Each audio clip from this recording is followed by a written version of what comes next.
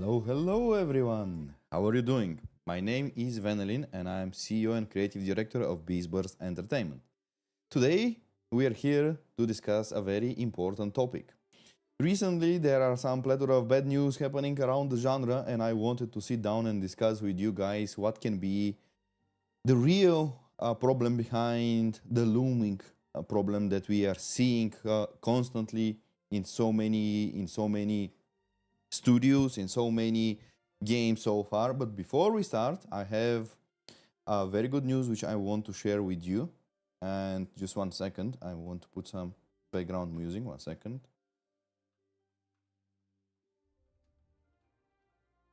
One second. Yep. Okay.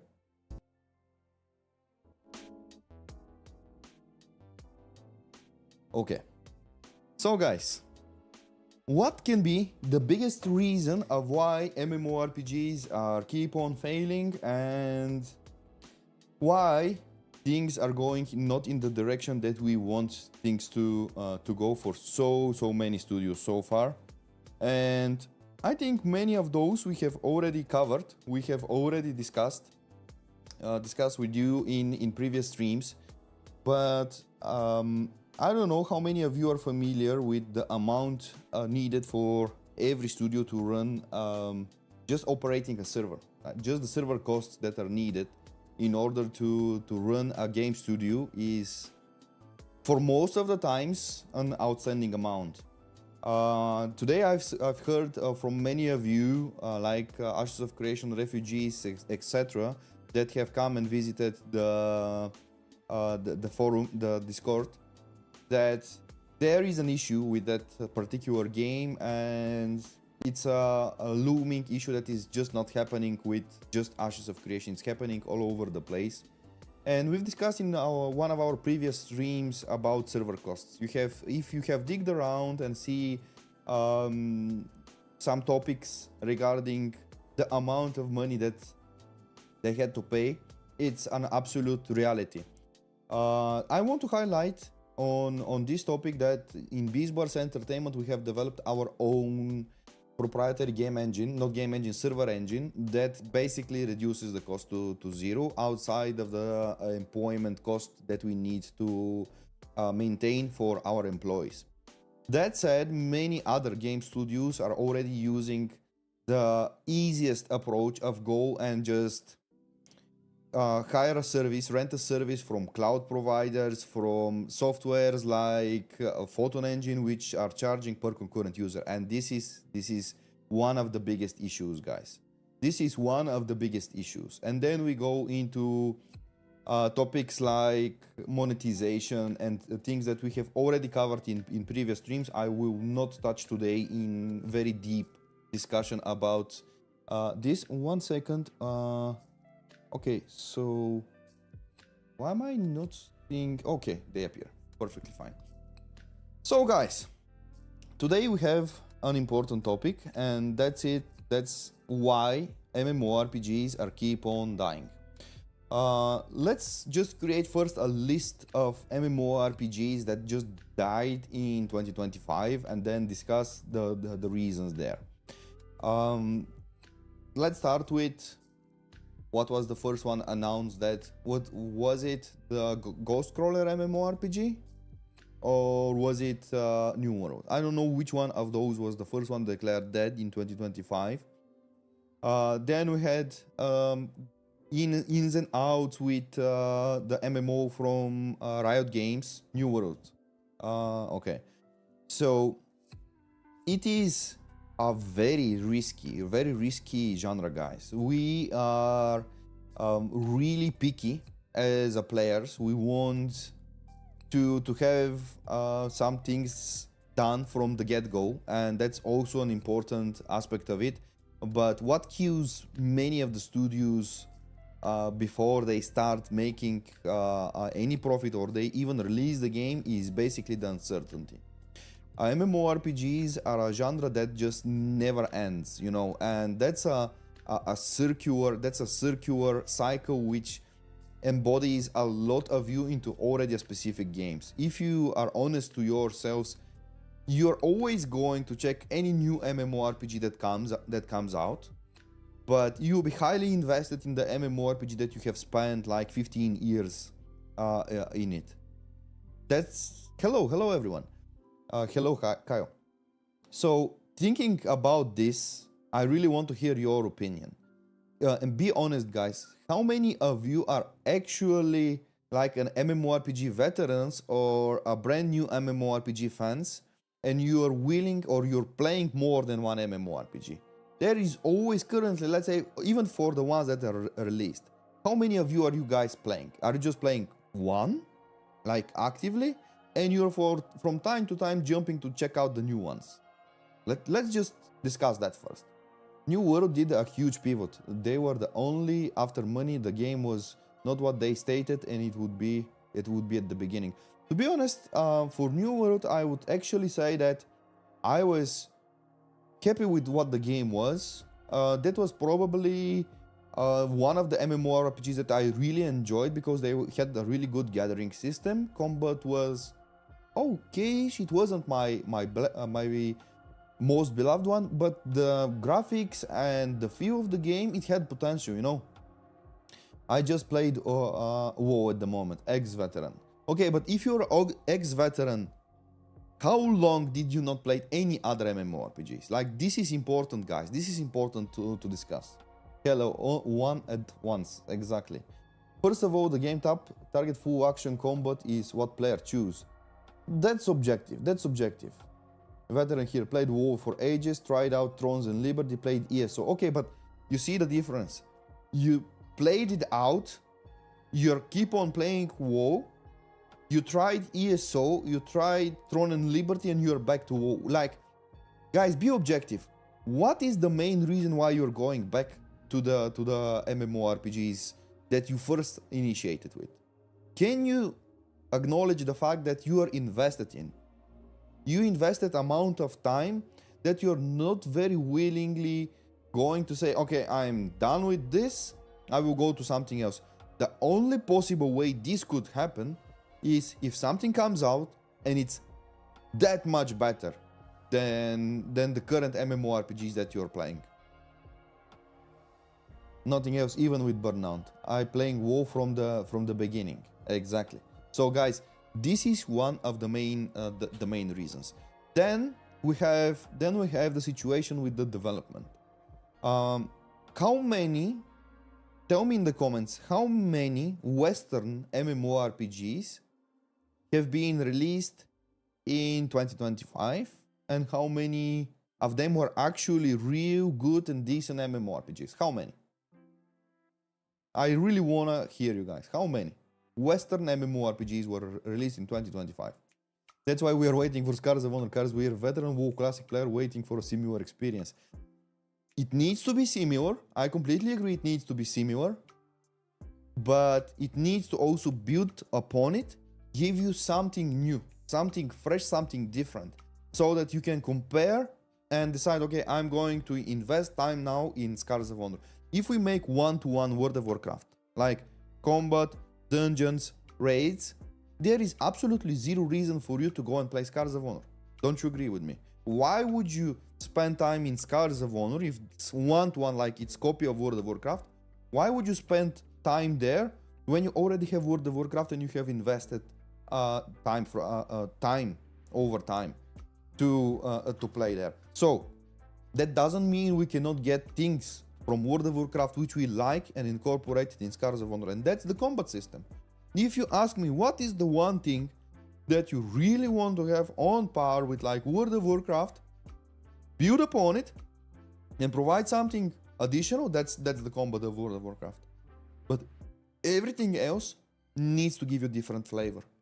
It needs to give you a different flavor. Many of you like chocolate.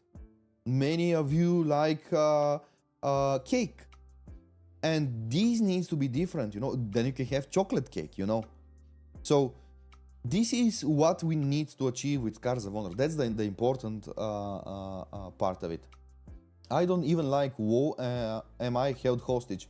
I would jump ship at any decent looking game. You would jump it, But then be honest, guys. Be honest with you. What are you going to compare the most with the MMoRPGs that you go and try right now? Let's say today we release Scars of Honor. What are the things that you're going to compare and look at in Scars of Honor to say, okay, I'm willing to sacrifice my time from that I invested in World of Warcraft, and from now on I will heavily invest in this? What is the first thing?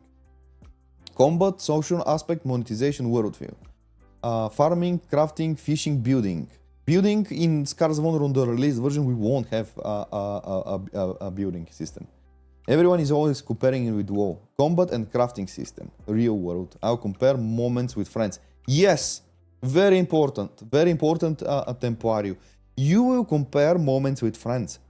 But see, you gave a chance to World of Warcraft so that you created, or World of Warcraft, or whatever it is, the game, whatever is the MMoRPG, you gave it a chance so that you created your moments with friends. And that's a very important step, guys. If you don't give a try to a new game, you don't invite your friends and make new friends there, be social, be active, you won't have these moments with your friends. I want to run dungeons 100 times a day if I want without getting a limit. Absolutely, absolutely. That's definitely one thing that we are going to do in Scars of Honor. Crafting and special loot grinding. I'm not special loot grinding. What's that? No dungeon fighter. I like the social. We discussed this. We discussed this in a previous stream. That on level 0 dungeon, you go there with the dungeon finder. On level 1, you are required to create a group and go there with real people. So that way we enforce communication for higher levels of dungeons. So that's important information for you guys to know. I would play Scars of Honor because I'm looking for an MMO with old feelings but fresh skin. WoW retails become a beat demo. That is a valid state. That is a valid statement. But what we need to focus on, guys, is the correct target audience group. We cannot beat the game for all. I don't believe there are games that can suit all. Like, you can pick a specific audience. It can be hardcore or casual or whatever it is. PvP, PvE players that are in love with progression, that enjoys exploration, that requires an open world to even call it an MMoRPG. This, for me, is what rephrases and what explains a true MMoRPG. If you don't have these things, I think you should not call yourself an MMoRPG. And we had a discussion, which I'm really willing to bring again here in this stream. Because in past stream we were discussing how many of you would play solo dungeons compared to should we have, let me rephrase my question again in a second consecutive stream. Should we allow you to run solo dungeons in Scars of Honor because of the amount of time you can spend per day, or should we focus on true cooperative adventure where you cannot play solo dungeons, or you can play both? Because I hear a lot of you are saying, I want to have memories with friends. That's what's important for me to get involved with MMoRPG. But then I have the other side of people that are saying, hey, Vanillin, really make sure that I can run solo dungeons. So I will run a poll again, and I really want you guys to cast your vote. I will even put maybe both. 1 second. So let me just find where were the polls, and I will make a new one. Okay. New poll. Do you like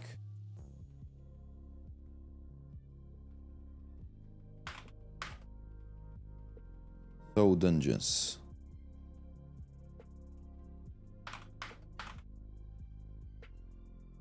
Yes.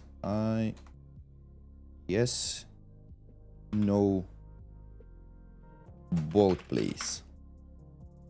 And for all of these guys, for whatever you cast your vote on, please explain in the comments why. Please explain in the comments why. Vote, please. So, explain why. Why you need both. Like, if you are a player that doesn't have time, I understand the requirements of, yes, I need a solo dungeon so I can do these solo activities. But if you want to make friends, like, okay, then why you need solo? Let me read your comments right now. Okay, solo activities needs to exist, but gathering, craft, open world, bashing is enough, I guess. Or even solo queue dungeon. Solo queue, no. Let me explain something. Solo queue, so you sign for a dungeon as a solo and then you are in a group with other people is one thing. Here I'm speaking and I'm asking you in the poll. Do you want an absolutely exact solo content like a solo dungeon? You go there, you play alone on a, let's say, a restricted version of or smaller version of the dungeon, where you completely the whole experience, you do it alone. Which gives you less rewards, it's not that highly, it's not giving that amount of like high-end items, etc. compared to if you do it with other people. So, let me tell you something. Aion 2 just came out and I played it. At first, it was a very excited, but then I quit. What do you think? What do you think that was? Was it because it wasn't good? No. The game was too easy and I just focused on dungeons, equipped with systems where items could be easily obtained. I quit within 2 weeks. This is just one example. Definitely, I definitely agree that there needs to be a challenge in the game. There definitely needs to be a challenge in the game so that you have the sense of satisfaction the moment when you achieve something. I think MMOs... One second. Can I just close this? I think MMOs should stay group focused at their core. So has its place, but it shouldn't define the genre. Group activities, especially dungeons, are a big part of what makes an MMO an MMO. I absolutely agree with what you're saying. But here is a very valid point that the other part of the community is saying. We are not the people that we used to be 20 years ago. We are not that people. We don't have that time. And it's a valid point when people are saying, hey, I really want to have some sort of a progression, but I cannot spend 6 hours a day to play a dungeon. So that part, I completely agree. And here is the big question. Do you think if you're playing a solo dungeon, you are losing the core, you're losing the soul of an MMORPG? For me personally, absolutely. I really don't imagine myself where I would want to go and play a solo dungeon. Even if I have 1 hour a day to play, I would still prefer to go, find, even if it's not my friends, find a random group of people and do the dungeon with them. I would definitely prefer that. Then don't log targets in when someone hits. It allows others around to also get credit for helping. As soon as you log the target to one person, you might as well play solo. If you're doing all day playing solo, yes, exactly. If you're just going to do some solo stuff now and then, no. Okay, but why dungeons though? Why should we make dungeons solo activity? Like, there is plenty of solo activities that you can do in MMORPG, like just the leveling aspect. You can go and do quests alone, like solo. You can definitely do that, you know? So why don't we focus on these activities rather than having something that can be highly rewarding, like dungeons, and make them solo? This is what I don't understand. And I really will observe the results of the poll, because it is a highly important decision. And 55% of you voted for no. 35 voted for both, please, and just 2 of you with 10% voted for like yes. So I think on that sense, we are kind of in line. I think most of you are kind of in line. But then let's discuss. Today we are discussing why so many MMoRPGs are dying. Outside of the pure scam. There are so many reasons, guys. So many reasons. One of the biggest reasons, I already mentioned the server cost and how initially game studios didn't plan well their server infrastructure, their server software, and they're even paying for concurrent users, their paying amount. I think I showed you previously. Let me show it again. 1 second. Let me show you this. 1 second. So, see this. This is the pricing that you pay of a very, not a premium, very famous solution as a software that a lot of companies are using in order to create the server that will host the MMoRPG. See these guys. 0.29 cents per concurrent user. So this is why you don't see a lot of free-to-play MMoRPGs, because many studios are obligated to pay this price for you just being online. And this is how pricing is skyrocketing and how studios are getting shut down. Simply by this. This is rule number 1. Here I want to distinguish Beast Burst and the big gamble that we did at the beginning of the studio to decide to write our own proprietary server engine, which brings this to absolute zero for us. This is why we can afford to have true free-to-play MMoRPG. Second reason why big or small and in general MMoRPG studios are dying. Especially on the West, as you already wrote, several of you already wrote in the chat, there were near or zero Western releases of MMoRPGs. Can you guys tell me what is the reason, in your opinion, the biggest reason outside of server costs, why in 2025 none of you have seen a decent MMoRPG launch? Tell me, guys, tell me in the comments, why do you think no Western studio have released, like, especially from America? US labor cost. Exactly. You couldn't answer it like faster and more on point. You couldn't answer it better. The labor cost of developing an MMoRPG in America currently is like boom, you know, guys. It's skyrocketing. So in that sense, it is very logical to understand why there are so less and less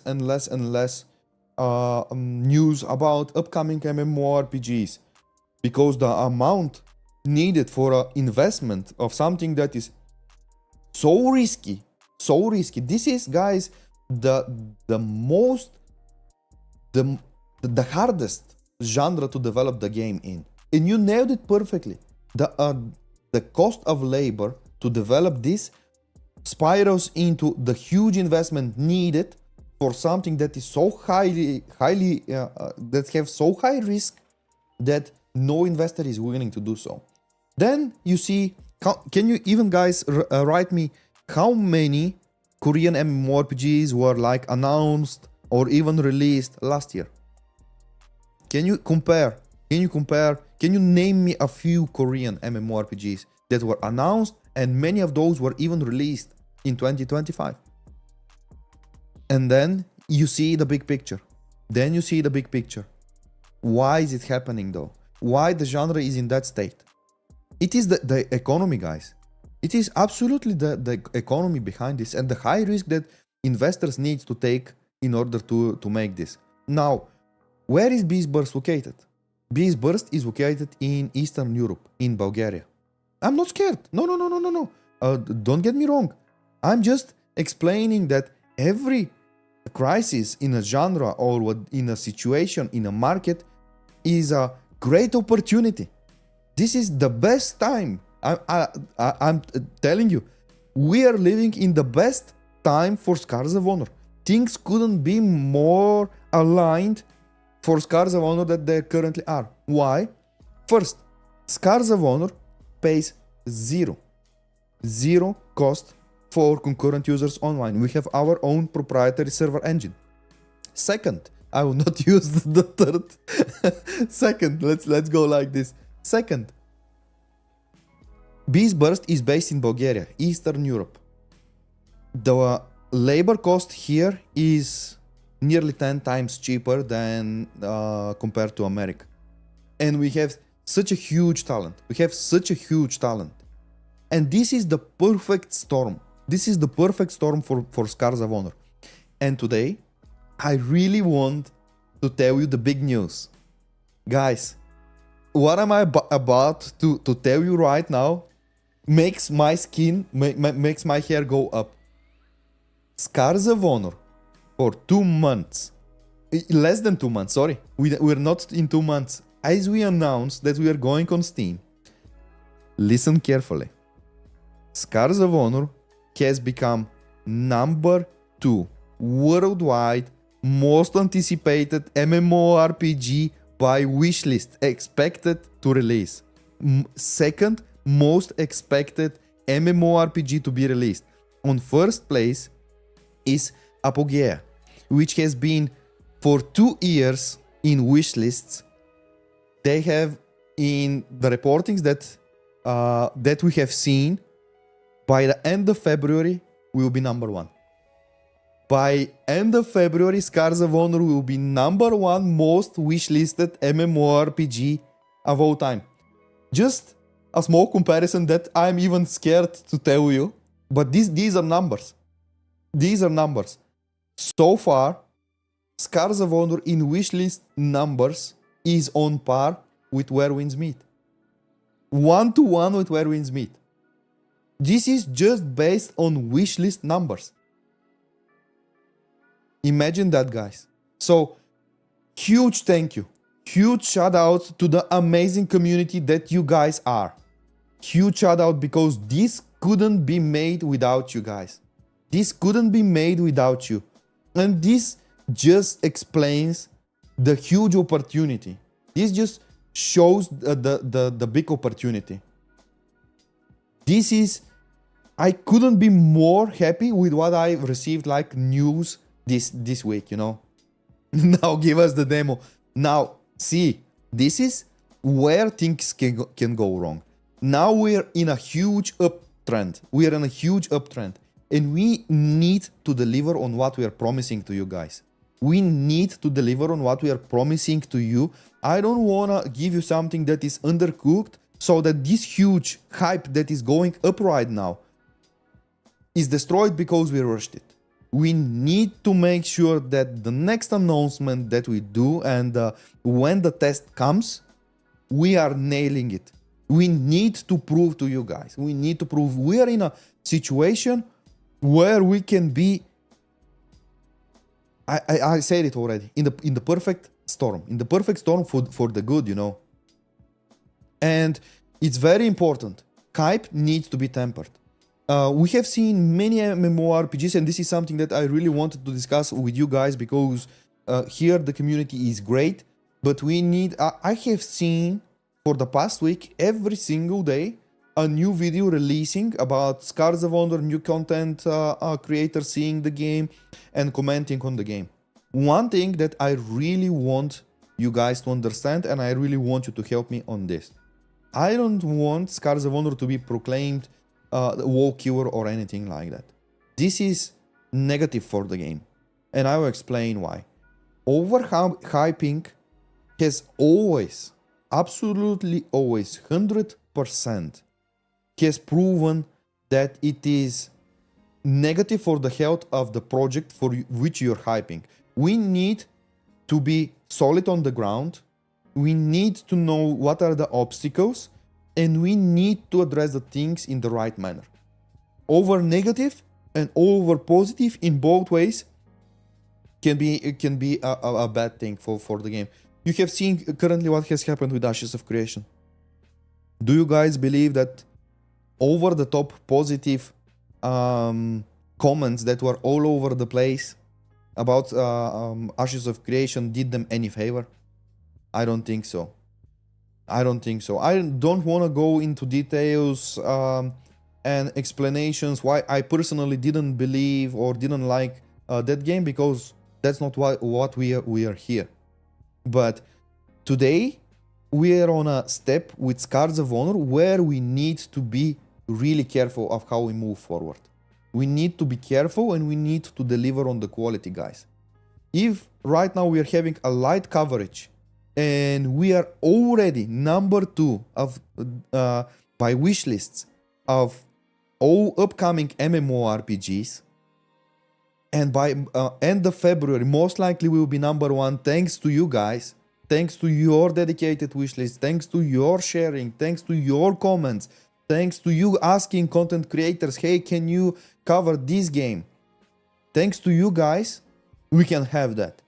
And now me as a creative director of Beastburst Entertainment and Beastburst Entertainment as a gaming studio, we need to deliver, guys. I don't need to give you any promises. I just want to show you, give you access, and you go and test it for yourself. Then we get your feedback and we understand where we need to go. Demo Q1 and EA Q3 is current info, potentially a beta in between. This is important also to discuss, guys. In past streams, we have discussed the paid early access.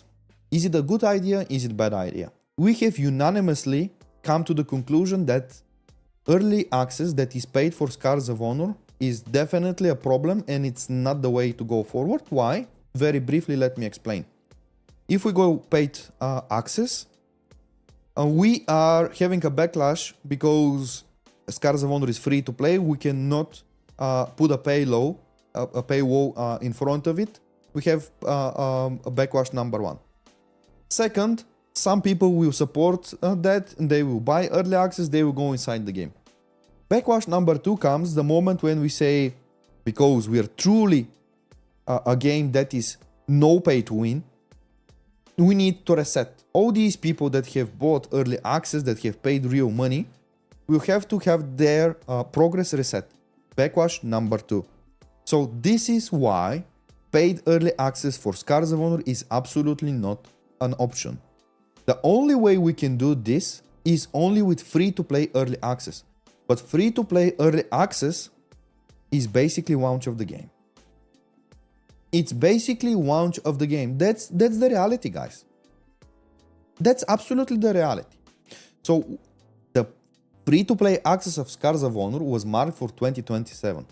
Right now we are in constant discussion with the head management of Beastburst to understand when exactly can we bring sooner the free-to-play, because as we stand today, there is absolutely zero chance that we can do a paid early access. It needs to be free. It needs to be free so that we give access to everyone. There is nobody that can say that these guys paid earlier and now they have pay to win advantage. So current plans are end of February, and I'm giving you information off the table, let's put it that way. End of February, we will do a very closed internal friends and family test, which is just to understand the crash rate. Server so far is super stable, we are happy, but we need to see how the game will run on different devices. Maybe it crashes on graphic cards of, let's say, 1660 or something very old. We need to understand that. And one very important news from this week, guys. One very important news. Scars of Honor is running with 180 FPS on my PC. I know it's a beast one. With 180 up to 200 FPS in the open world. In the open world, this is the most demanding place where optimization needs to be done. And I'm super happy with the optimization that the team have done for the game. We will do the technical test, the closed technical test end of February, and then in spring we are going to have the first public test with you guys. Armegon, I like your style. Yeah, what do you mean? My style, like outfit or what? Can I be friends and family? I'm an experienced paid tester. No. There will be definitely no paid access for testers or anything like that. The moment when we go free and everybody joins. NVIDIA is no longer supporting 1000 series cards. You see, this is one of the reasons why we need to test first. Perfect, I got home in time for the stream. I'm really interested in what you have to say about Ashes of Creation Downfall. See, honest, what exactly you want me to tell you about? Like, I'm sad. In general, I'm sad. Because hearing and seeing another dead body on the path to glory of MMoRPG development is just sad. There are so many reasons why MMoRPG can fail, and it's just enough that one of those reasons can kill you. And nothing is certain, guys. Nothing is certain. And when we're speaking about development of 3 to 4 to 5 years, like 5, 6, up to 7 years is absolutely the norm. This is absolutely the norm of which you need to develop an MMoRPG. This is not a small period of time. Plenty of things can happen in 6, 7 years, guys. Plenty of things can happen. Many things can go wrong. Many things. How can the studio be profitable and everything is free? The beginning is going to be very complicated, isn't it? No, I don't think so.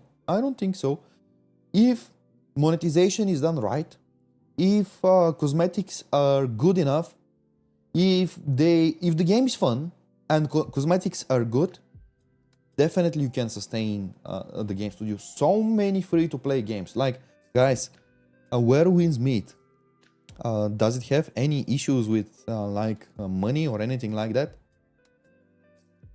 League of Legends, so many games are free to play, and they're making more. World of Tanks, many games. So there will be a demo. It sounds like you have early access. Does this mean we will not see the game this year? You will see the game this year. You will see the game in a demo version, in a playtest version for sure. That's absolutely guaranteed. Unless, I don't know, Armageddon happens or something like that. I don't know.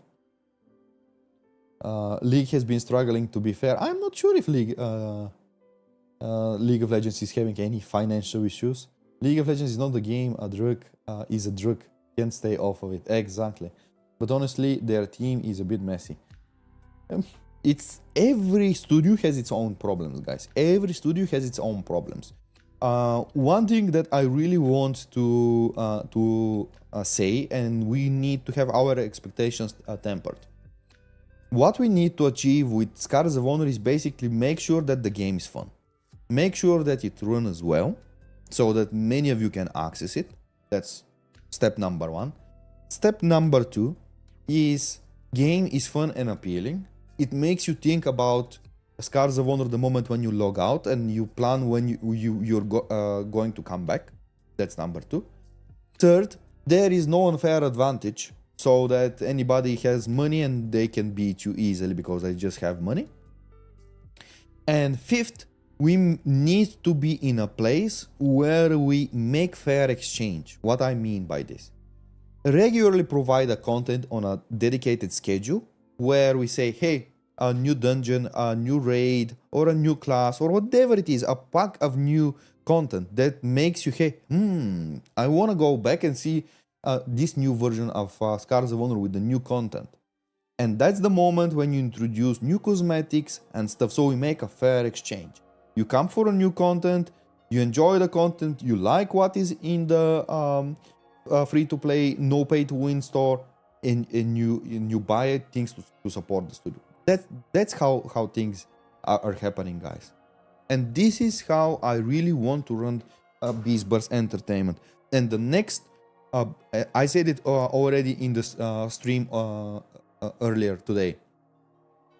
Scars of Honor and Beast Burst Entertainment are Eastern Europe company. We are having several advantages over studios from US, for example, or even Central Europe.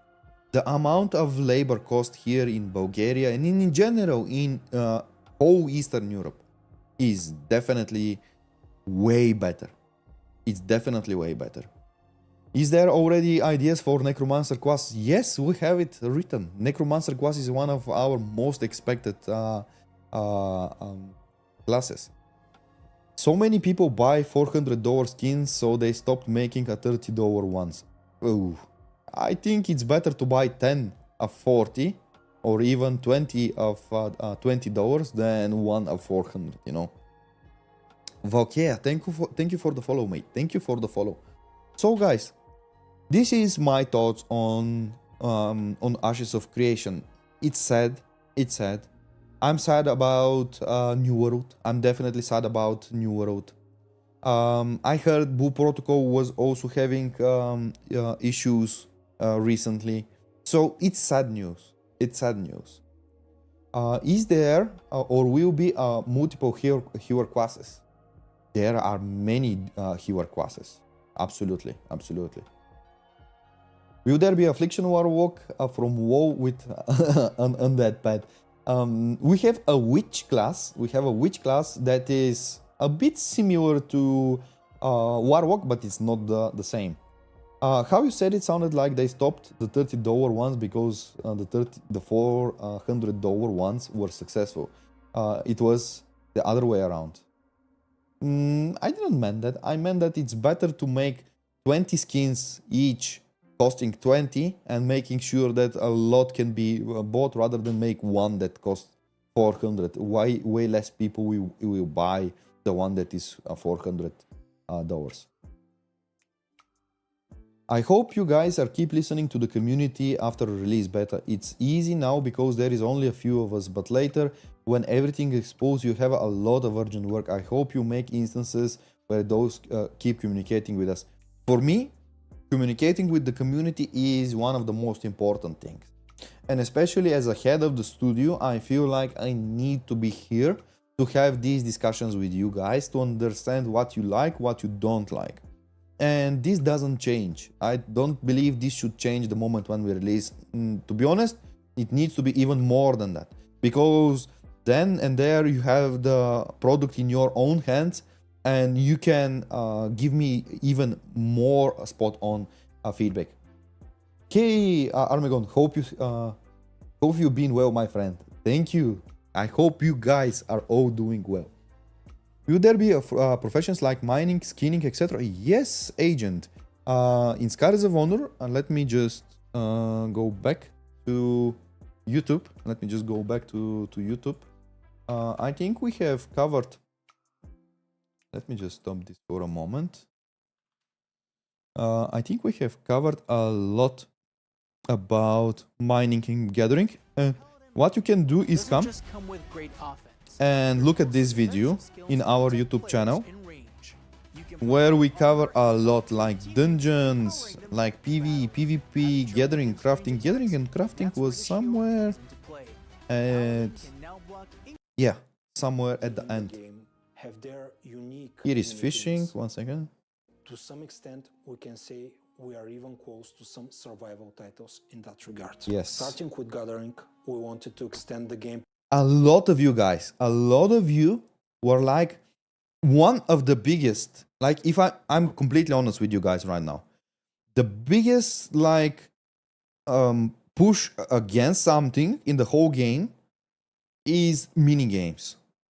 But let me explain again why we have these mini games. The mini games I'm referring to this bar over here, which allows you need to pay attention to so that you can complete and receive the resources. Scars of Honor will be free to play game. That means entrance of bots is easiest. What we need to do is make sure that these bots cannot go and obtain resources then basically ruin the economy. I like minigames, just not the timing ones, which will benefit macros other than no minigame. How many different jobs in the game? What do you mean? Different professions, maybe. So currently we have mining. We have what is it? Mining, herbalism. I think is on the spot is being created. We have wood cutting. We have fishing. We have blacksmithing. We have cooking. These are what is right now inside the game. Activities This like is what is mining, right now inside. Yeah, this is woodcutting, mining. and fishing, which Exactly. are already in the game, have their unique mini games that require timing, Exactly. precision, and reflexes. In the meantime, we tried to make each of those games represent the actual activity conceptually to be more immersive experience. The same concept is What about used in endgame? crafting. What about we it? have blacksmithing for equipment, alchemy, and cooking for food and potions. Of course, Yeah, more cooking. crafting and gathering is planned for the future. We Oh, want and being alchemy. well Sorry, I prepared even to forgot. be of Alchemy high is importance in the also game. one of the already active That you're wearing one of the already active professions. and what potions and The cooking minigame is very good. often make Hi, I would like to ask about the game's direction. Do you see it being more PvE or PvP overall? Will there be a meaningful open world PvP with strong rewards? And will PvP offer exclusive rewards that cannot be obtained through PvE? So, for me, really, an MMoRPG cannot exist solely on just PvE or PvP. It needs to have both. It needs to have both. It needs to scratch that golden balance between those. Need the capture before starting gathering. Mr. Ray, basically the mini games are what replaces the capture. This is what replaces the capture. No captures, please. Seems to be fun to spend time. Exactly. Games are not that hard, but the whole intent is first to make you focus on the game, and second and most importantly, to make sure that bots cannot ruin the economy. We need to make sure bots will not get any gold. That's rule number, I don't know, that's importance number one, you know. Let me play Scars of Honor and take my money. Great, guys, Scars of Honor will be free, so we don't need your money to play the game. You can play it for free, and that's how everyone can play. Hope this MMO will be top 10 most played games. So far, as I said it, Scars of Honor is currently number 2 of most wishlisted upcoming MMORPGs. By end of February, most likely will be number 1. Why? Because for 2 months, we outdid more than 60% of what number 1 did for 2 years. For less than 2 months, we outdid what number 1, 2 most expected by wishlist MMORPG did in 2 years. So this is great news. This is great news. So will the minigames have multiple layers? Just timing can be solved with a macro? No, you cannot solve it with a macro because every single time it's on a different place. You cannot solve it with a macro. You need to pay attention. We need to pay attention. Let me just go back to... Yeah, this is the arena. How are you planning to combat RMT in the game? What do you mean by RMT? I feel I feel that. So that's one a big problem that a lot of MMORPGs are having: real money trading. Exactly, I like this, preventing bots from basically obtaining gold. This is the bread and butter of bots. This is the bread and butter of bots. And when you make it pretty much impossible for them to go and mine ores, to gather wood so that they can sell any resource, you're basically starving them from the exchange they can make. Will the homes be shown during the early access? Is this a system that will come later? This is definitely homes and building system. I think is not essential and it's not at the core of the target audience of which we are aiming. Scars of Honor is not aiming towards players that are like Sims players, like core Sims players.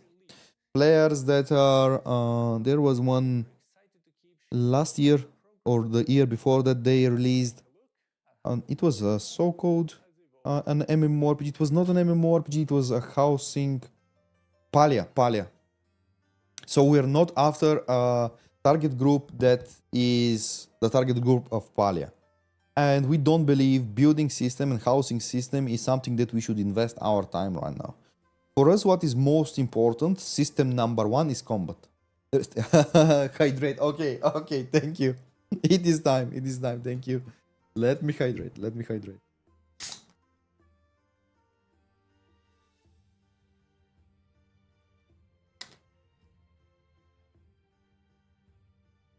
So, as I was saying, okay, we have a pre-roll ads disabled, perfectly, ad break. And then we have like 3 minutes of ad break. Perfect. Do races have passives? Yes, they do. I think there is a lot of merit in gathering to the home builders. Final Fantasy will get a lot of activity money out of them. Yes, they do, but this is something that you can definitely develop at a later stage of the game. This is not a core system of the game, of the MMoRPG that made you stay and play Final Fantasy XIV or whomever other game. Even take a look at World of Warcraft.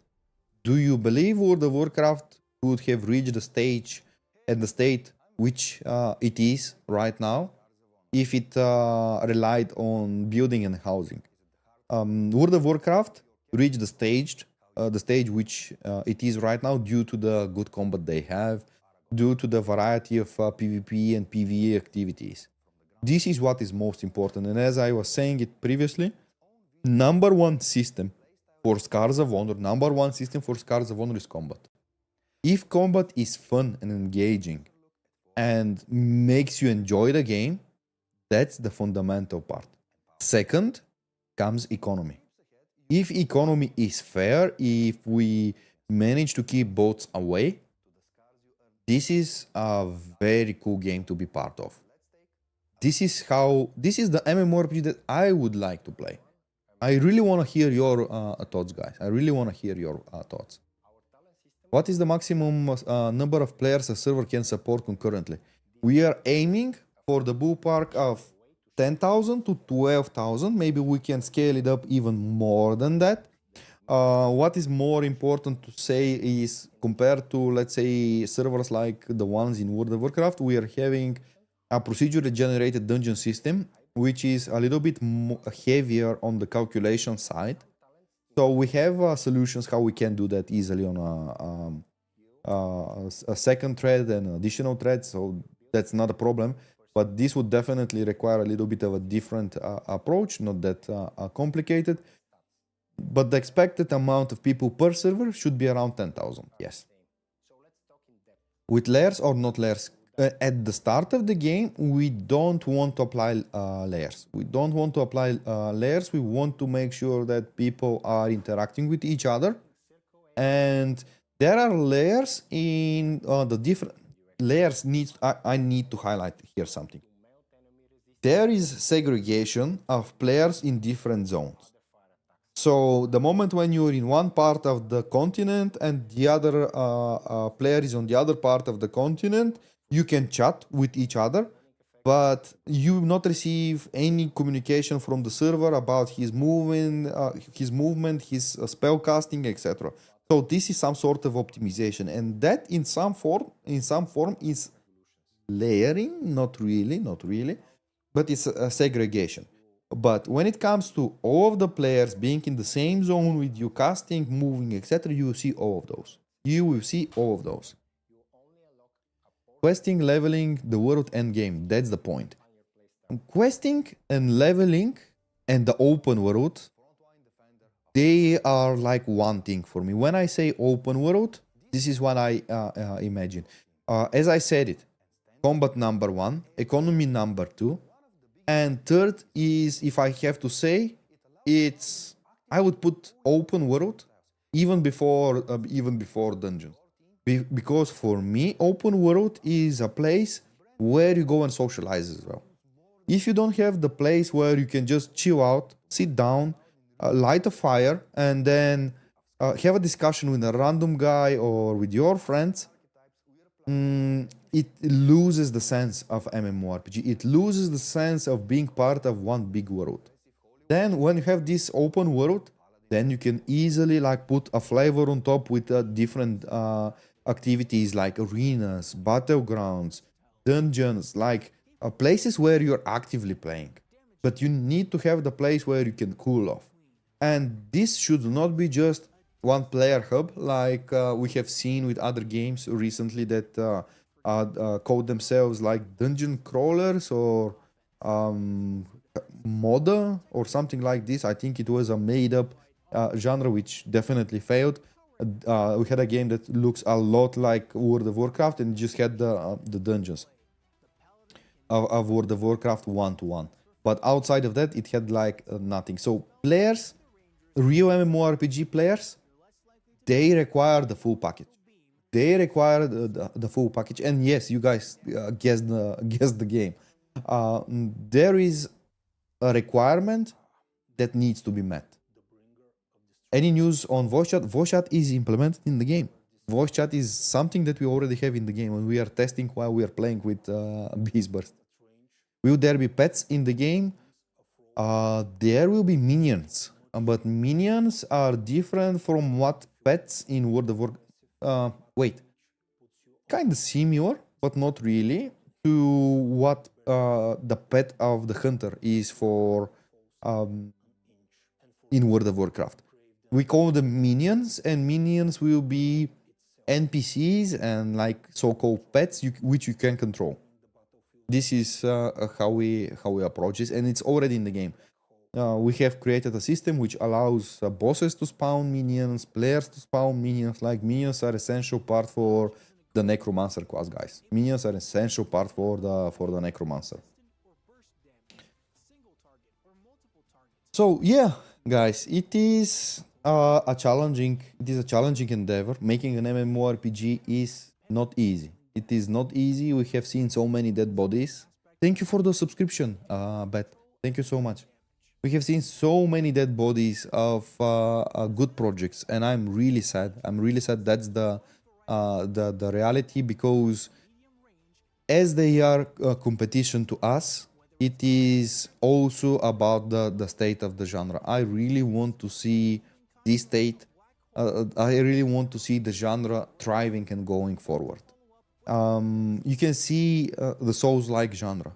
The Souls-like genre is perfect example of how you go and you complete one game like Elden Ring, and 3 others come, and you go and you complete them, and it's a healthy genre to be in. MMORPGs outside first, super hard to be created. If you are creating an MMORPG game, you are essentially creating the hardest possible. You're creating in the hardest possible genre of games. That's number one. They require a lot of money because of economy. Second, the ones that are already released are kinda having their players as hostages. A lot of these players are kept hostages, guys. You have spent like 10, 15 years in that MMORPG. And unless you have been out from that MMORPG for, let's say, at least a year, you won't look at another. You won't look at another. So this is another major problem. The only way an MMORPG can basically make it in 2026 is several things. Very easy entrance. Very easy entrance. That means no pay to play, no subscription. Very easy player entrance. Second, very good and engaging combat. Very good and engaging combat that can make the people laugh. while we are playing Scars of Honor and developing Scars of Honor, I'm always paying attention to the people that are playing next to me. If I don't see smiles on their faces, if I don't hear jokes, if I don't hear them screaming and yelling, I know something is wrong. And so far, I'm happy with what I see. Second is we need to have a fair exchange with the community. We need to fair. Third is we need to fair a second exchange, fair exchange with the community. That's important. And fourth, we need to make sure that we are not creating game for all. We are creating game for a specific target audience. And the specific target audience for Scars of Honor is a person who enjoys PvE, PvP, open world, and who wants to see something different in all of these aspects, like procedural dungeons, customization of a character that is more similar to Path of Exile compared to World of Warcraft, scar systems that create unique characters every single run that you do.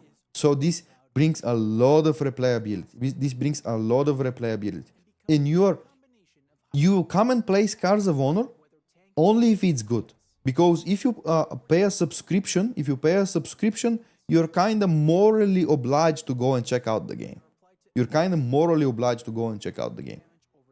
So we need to change a lot of things in the genre.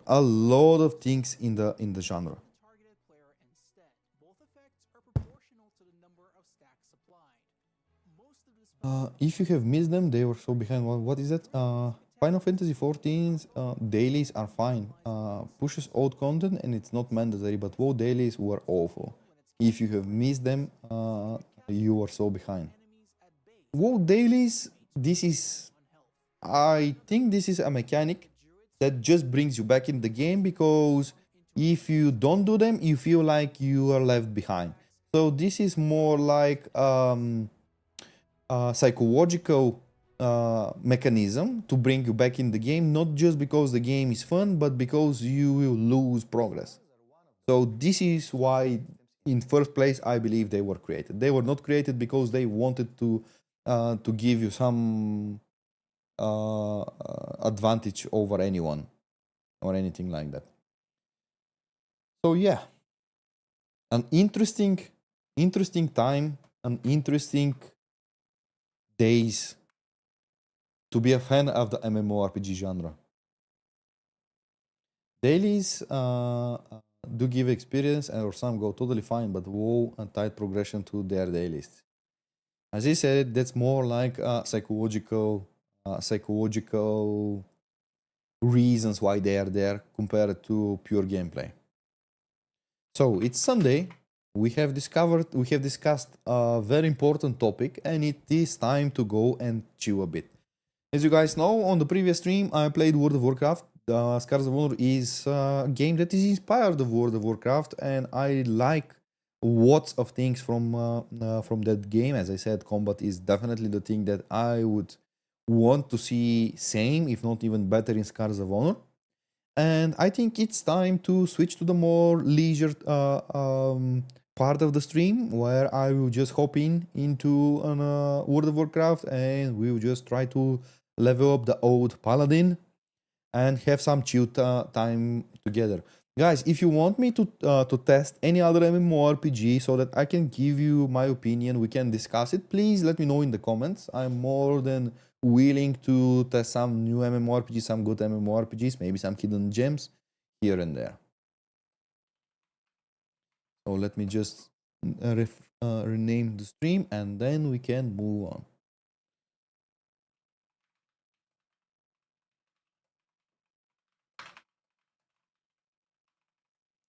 Okay, 1 second. Okay. Are you going to play TBC? Oh, TBC is back. Guys, is this TBC? Burning Crusade anniversary.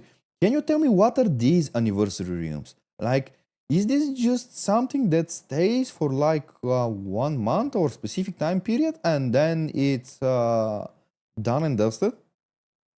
Can you tell me, guys? Do you know? This is more a rush TBC with the juice pack. Goes through fresh servers. Okay, but if I play, will they delete my character after, let's say, a month or two or end of season or something? Like, what will happen? Can you guys tell me? So this year we already see Sunwell. That's what people are playing right now. Fresh servers. Okay, let's go. Let's go. Let's check it out. I definitely like. Wait 1 second. I definitely like TBC. Let me just install it real quick. G Games, okay. Now I might. Let me see if this is going to show the speed of my internet connection. Oh no, it didn't. You see how fast I'm downloading. You see, boom. Please, Armegon, you have to play to the PvP server. Perfectly fine. Perfectly fine. Let's do that. Let's do that, guys. Let's do that. Photosensitivity warning. Show your love for PvP. You know me. You know me. You are not prepared. You are not prepared. Close enough, isn't it? Wait, what is this? Let me remove it. Come on. For 10,000 years. Oh my god, this gives me chills. Chat, this gives me chills. My own homeland. Story. Story is super important, guys. Story is super important. TBC and Ratwork Peak. Yeah. Yeah, I couldn't agree more. I know they're so expensive, but I would love cutscenes in Scars. We are already making a 3D cinematic. 3D cinematic, guys. 3D cinematic. In my opinion, WoW is one of the worst games I have ever seen. What? Why? I'd much rather play Guild Wars, Albion, or a sandbox game. Why you say this, Boris? Why you say this? World of Warcraft combat is one of the best, man. Boris is a bit nuts. What race are we playing, guys? This is TBC. We are playing Draenei. Chat, are we playing Draenei? Or we go for Blood Elves? WoW is considered one of the best. Exactly, Paxi. Even though TBC the story was a little wacky, but everyone just accepted it because Draenei and Blood Elves were so dope. Exactly. Draeneis are my favorite. Best games of all time. Blood Elves. All time. Let me put a poll. Let me put a poll on this.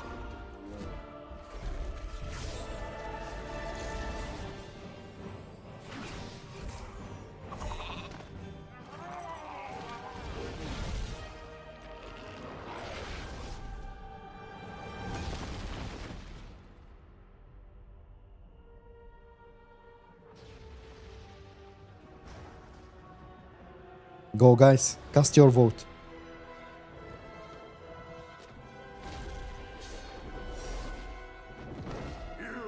Are not prepared.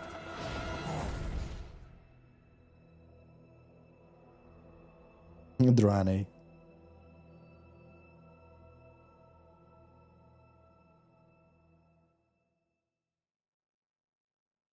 Okay. Okay. Oh, this is full. Are we gonna go in queue? What? How come? I should be having. Let me just check quickly. Did I select the wrong account?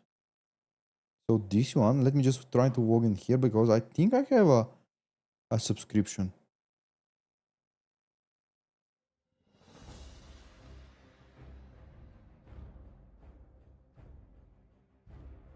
Yeah?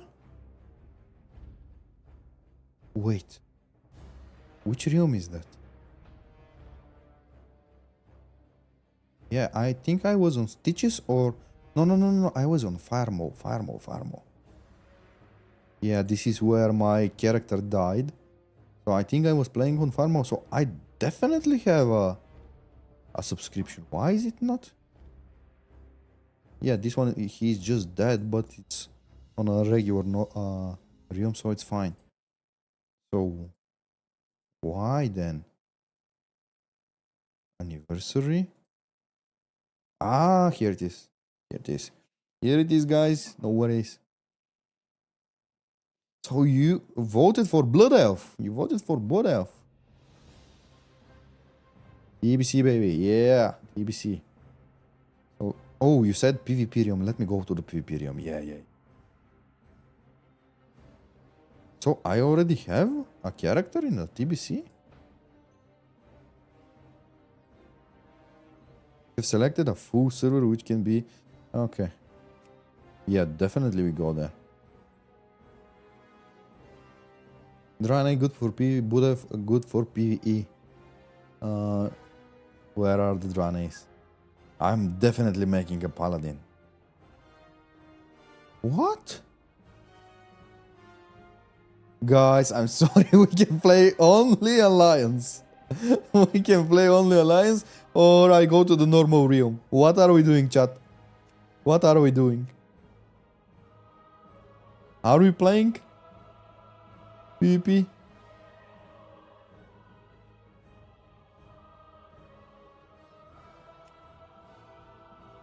No, we need to play.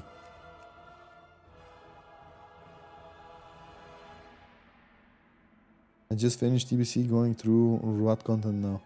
What is always try to get PvP wall. I cannot go.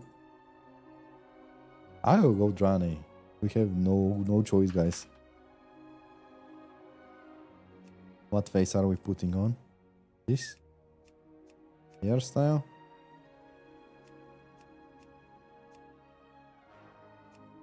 Hair color? Facial hair? Like so. Here we go, boys. Here we go. 1 month ago. 1 month A ago. terrible explosion tore open the skies above northern Kalimdor. At that moment, the great ship Exodar plummeted from the heavens and crashed upon the world of Azeroth. Having fled the ravaged world of Outland, the noble Draenei used the dimension-traveling Exodar to reach safe haven. Inspired by tales of the heroic alliance that stood against the might of the Burning Legion, the Draenei have come to enlist aid in retaking their shattered homeland. Dedicated to I'm sorry, guys. I cannot play Blood Elf. The full server is full. I cannot join the core. Draenei hope to gather a new coalition of warriors to battle the Burning Legion. Retail is good. Retail is good. Retail is the true World of Warcraft. Wait, not retail. Classic. The Draenei look forward to finding the Retail is actually a waste of time. Not sure, but I don't like the direction. I like more the old versions, like classic, vanilla. Rests in your hands.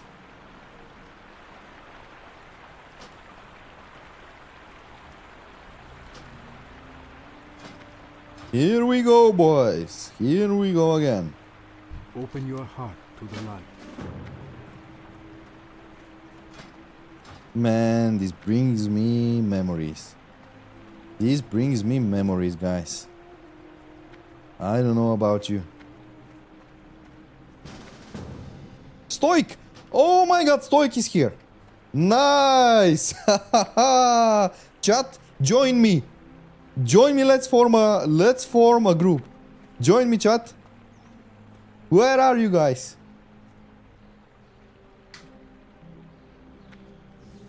Where are you guys? Join me. So cool.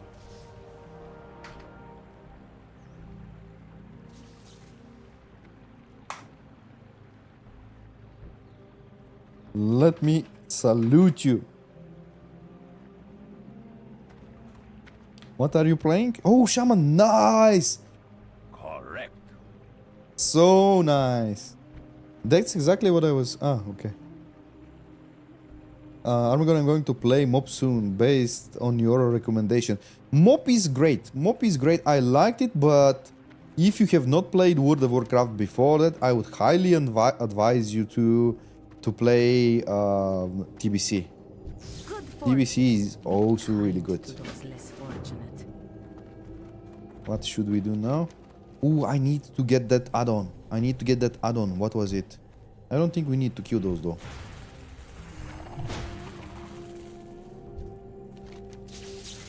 Let me read the quest. Water mutation.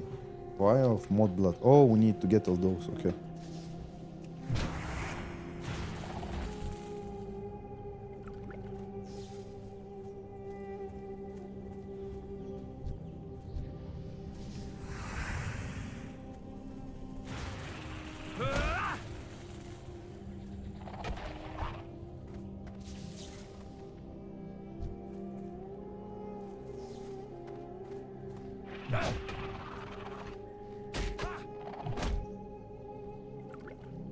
I think I need to get questy or something.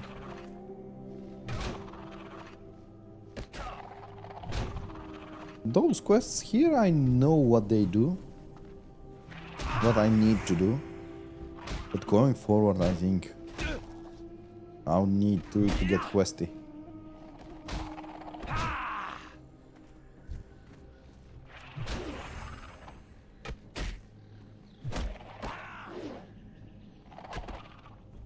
The Sacred Order will be mainly PvE. Why? Why you say this? Just buy a max level boost. Guys, very important topic. I've heard a lot of you write, I've seen a lot of you writing in the Discord that you believe buying a character boost like a level up is not pay to win, which is something that I don't understand. Buying a level boost for me is definitely a pay to win. Like, how could you say that this is not a pay to win, even in World of Warcraft? It's definitely a pay to win. If I'm level 12 and you're level 3 and I beat you, and then you get mad and you open up your wallet so that you level up to level 70 and you come and you then destroy me, then how come this is not a pay to win?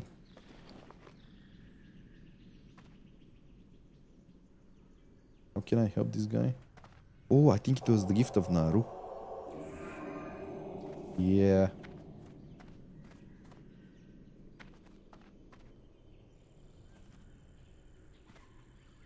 Who said that they lied?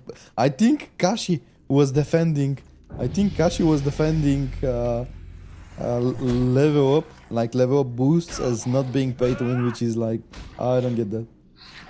I just leveled from 1 to 2 in 5 minutes and 32 seconds. Nice. Ah, this is an add-on message.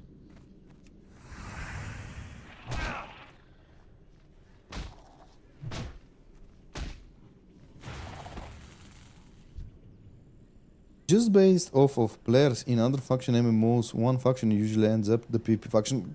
I agree that definitely will be some leaning more into PvE or PvP. But it's also sometimes server-based as well. Also sometimes server-based.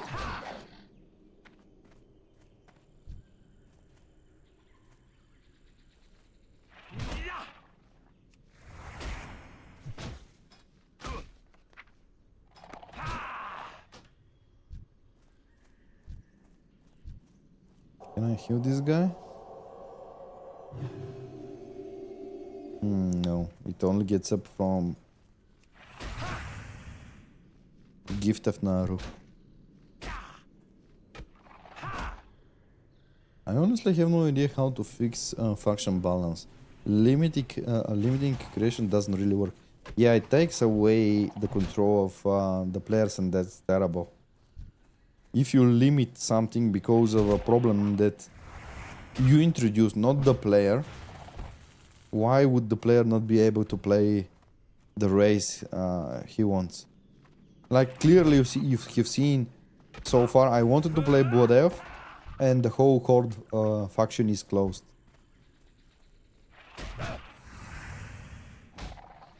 and you play whatever you can.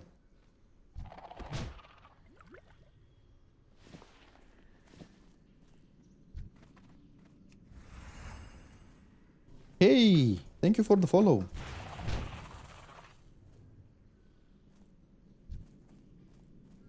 It's band-aid fix, exactly.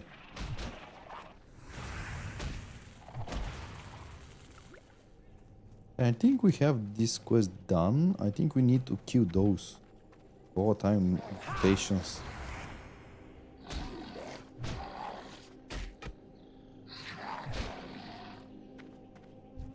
Are there more? Yeah.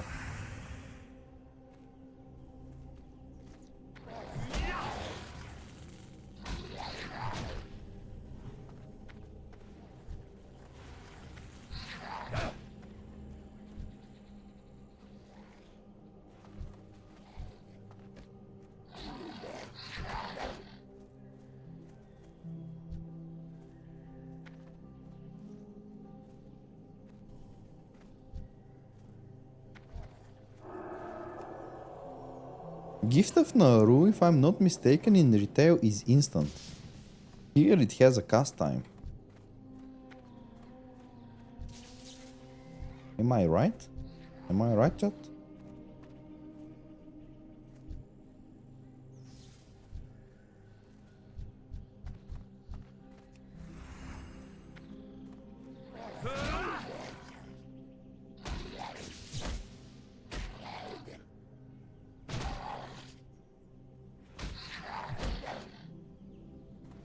Oh, in Rat it went instant.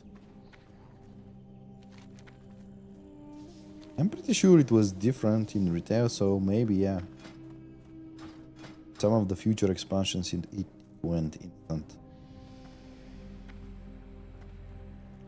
Good fortune, do not lose faith.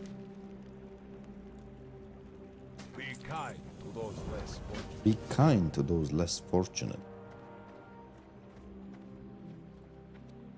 What's that? Oh, that's a quest item.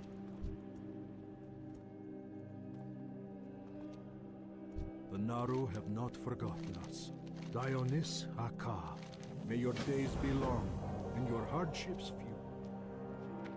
May the light embrace you. Remember the lesson of the past. Oh, devotion aura.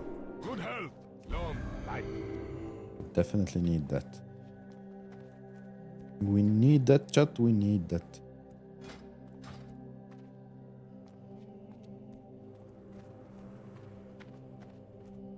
Chronokai Christor. Blessings upon your family.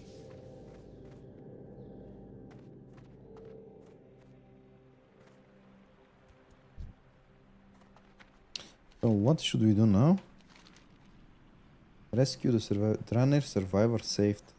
Oh, maybe I missed something.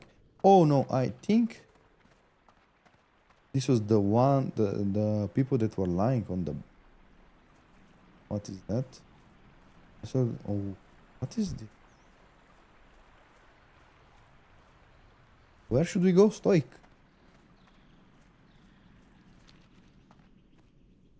Armegon, Mr. President, if I'm not mistaken, you mentioned we will be conducting test trials at the end of February. Will it be tested with players or just company employees?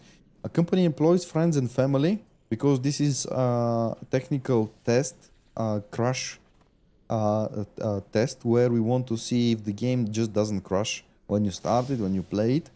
We want to understand on which hardware it has issues, if it has, so that we can solve these before they reach your hands. When you reach your hands, it is more like a gameplay playtest, also to see like where you interact, at which level you stop playing, what you enjoy, how many arenas, how many battlegrounds, how many dungeons you do, like all these things, on which boss you die the most. Like every different test phase has absolutely different purpose and brings different data to us to make decisions how to move forward. So there are several phases before we reach the phase where we can give you access to the game. Because right now, if we give you access and you start and it crash, it's a failed test, you know. This is what we don't want to have. Yeah, I think I need to get out of here. I need to move.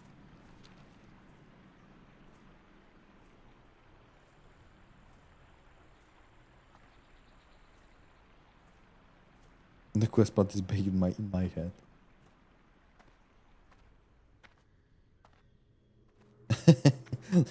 I want to experience the crashes and oh, put me in, coach.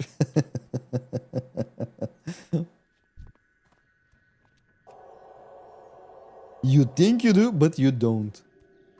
One wise man once said. I hope you get the reference. Have a bad joke. The Legion's end draws near. Blessings upon your family. Where is that botanist? Somewhere around here. Oh, you would fit two servers word into one. It can be done in a way to make it even. This is for the balance of the factions?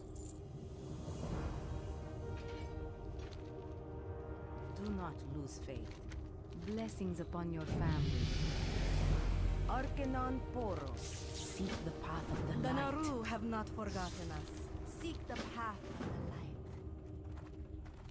So what should we do now?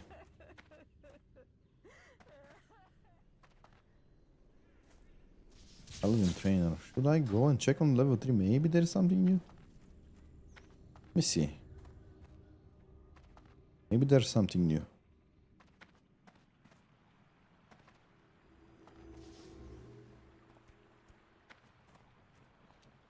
Armegon Poros.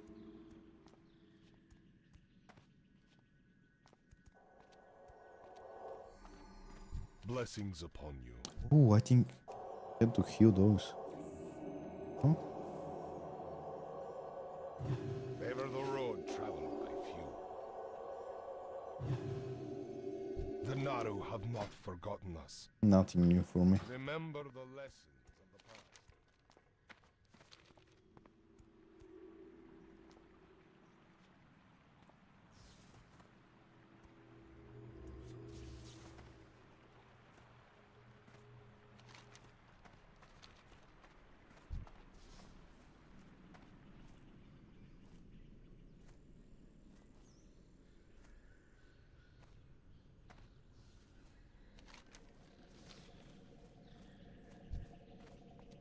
Oh, the Drane survivor. Thank you, Stoic. Thank you so much.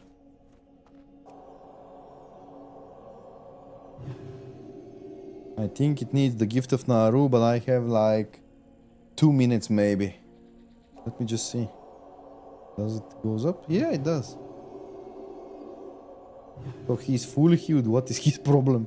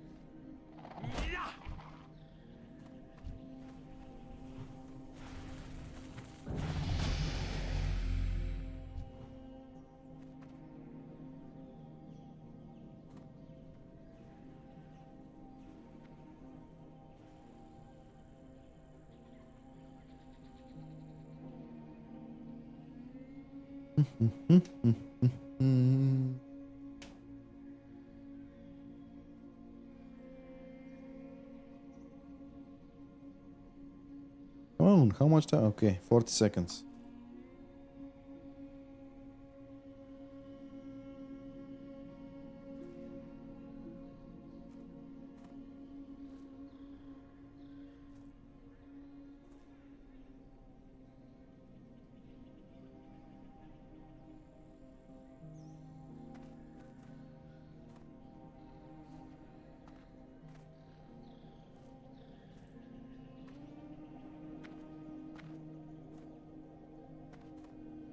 How much is left? Like 10 seconds, okay.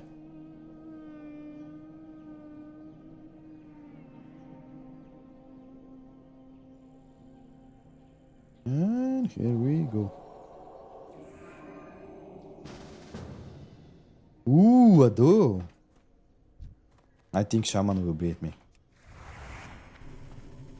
I think Shaman will beat me. The only way I can outplay if I go behind.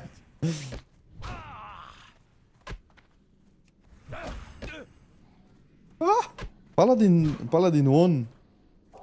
That's weird.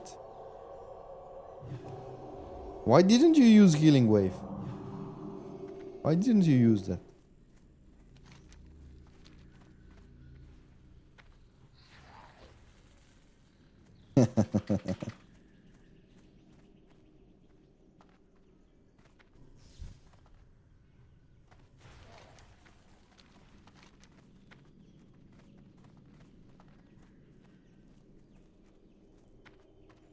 Corrupted flower. Where should we get that?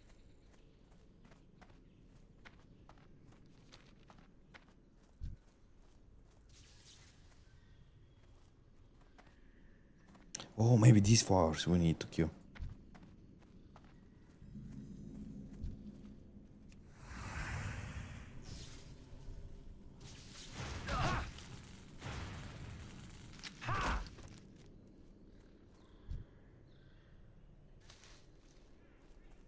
Like, make sure you loot.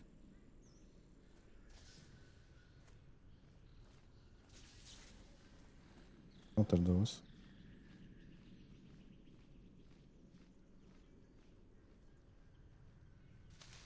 You can definitely see how Blizzard Entertainment did a better job with the environment here in TBC compared to Classic.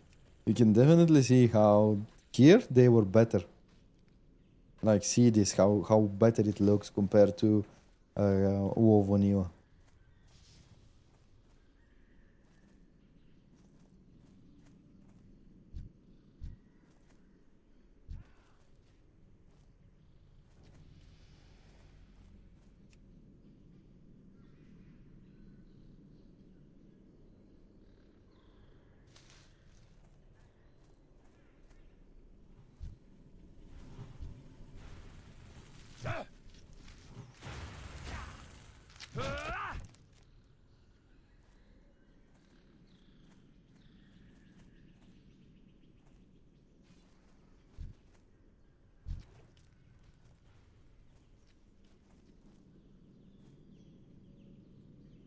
Ooh, here is a flower thingy. No! Why am I so slow?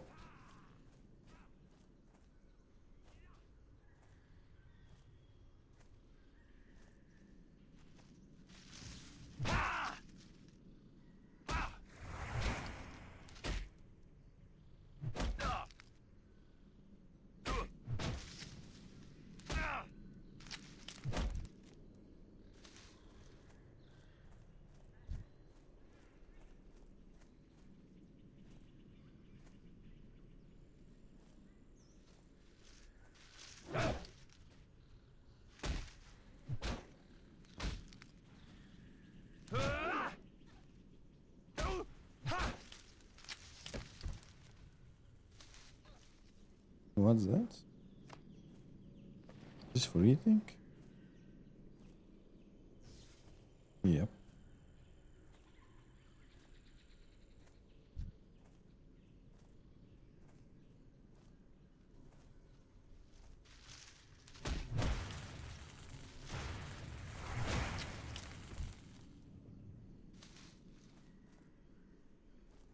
Hey Virus, thank you so much for the follow, mate. Welcome to the army. Welcome to the army.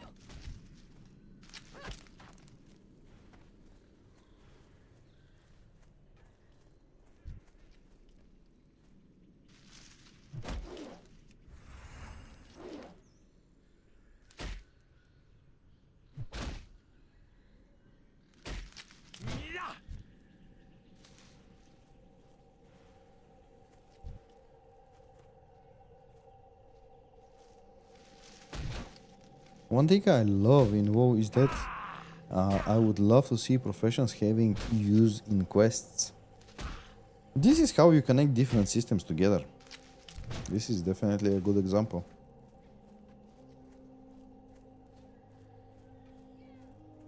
What are the things that you really like in World of Warcraft, chat? Like, what are the things that you love the most in the game? Let me know.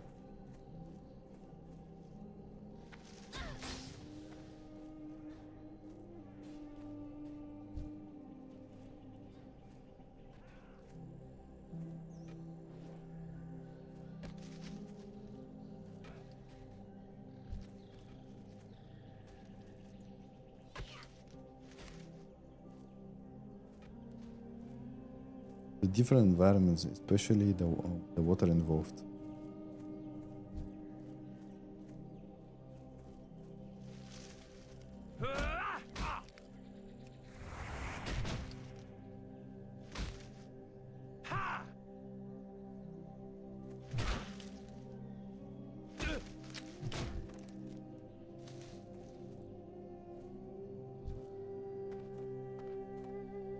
This is such a slow quest.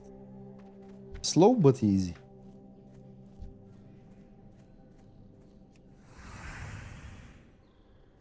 Cross identity, yeah, I agree. Oh, who hit first? I think it was me. I think it was me. Okay, 2 more.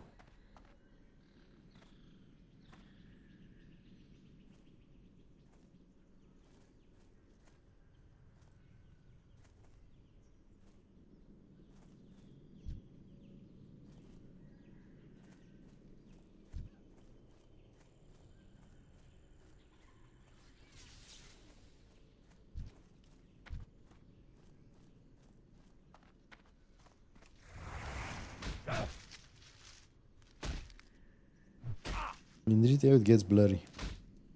In retail, the class identity, I think it's lost. The storytelling here is quite good, but not disruptive if you just want to focus combat. I agree. The storytelling in TBC is one of the best. To be honest, I'm not sure which one is my favorite expansion. I think it might be TBC. I think it might be TBC, guys. I think this is the moment I started playing World of Warcraft from the vanilla, but I think it was pretty much at the end of the vanilla. So I started playing World of Warcraft in like a few months after. Oh, thank you. A few months after TBC came out. So I think TBC is my favorite. Which one is your favorite expansion, chat? Which one? And why? Which is your favorite WoW expansion and why? Oh, Wrath of the Lich hands down. Why?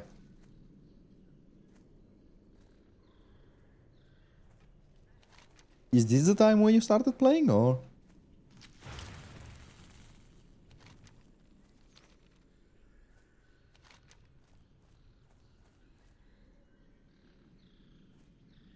Best story, nicest location, good music. I agree. I agree. This is the culmination of the story. Wrath of the Lich King. I think story-wise, Wrath of the Lich King was the peak. It was definitely the peak. Anything after Wrath is poop. TBC or Legion, such cool zones. Amazing, memorable dungeons. TBC was perfect. Balance of identity and fun. Yeah, I agree with that. And it also had a good story. Like Illidan and stuff, it was nice. Blessings upon you. And raids were cool.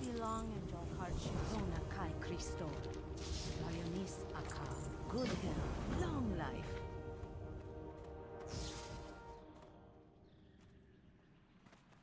WoW started dying after Rat. To be honest, every game that is just released is starting dying. Like, it will reach its peak the same way as a person is getting born, and it will reach its peak, but at the same time, at the exact same time, it is also starting to die. Only unfortunate is when games die before they were even born. That's the only unfortunate part. I actually remember the exact moment when a WoW started dying for me. When? Isn't it crazy how Ashes just imploded over a few days? I don't think this whole situation happened just in a few days' time. I think the management should have known before that situation. What are you referring to outside of the current news?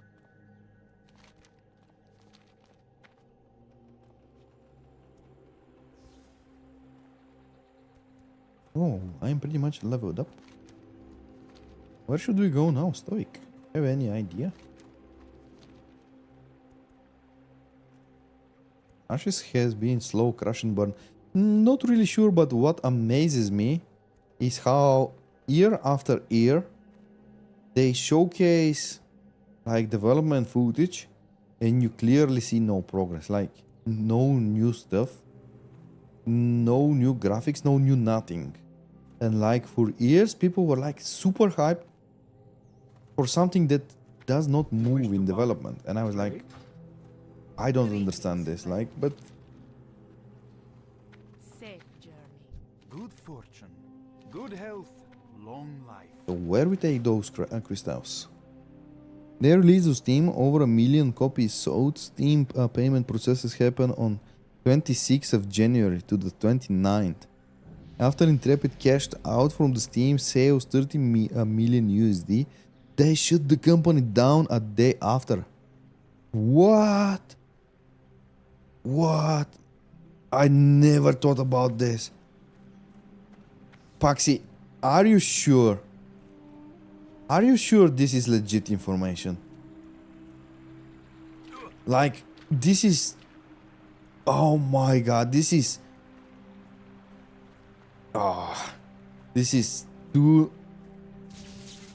I need to be naive to say this can be just a coincidence, you know? This is too much for it to just be a coincidence, you know?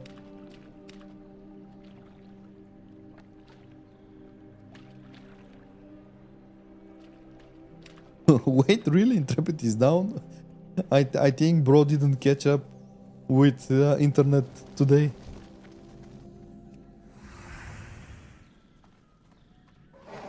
But Paxi, what you're saying makes sense, but I don't want to believe that it is just that obvious rug pull, you know?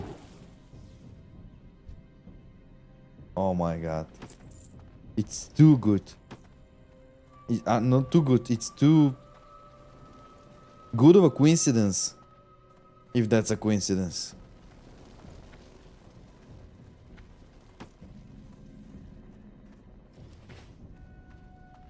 Pirate Software was one of the biggest scams, you know, and he was also one of the biggest defender of that game.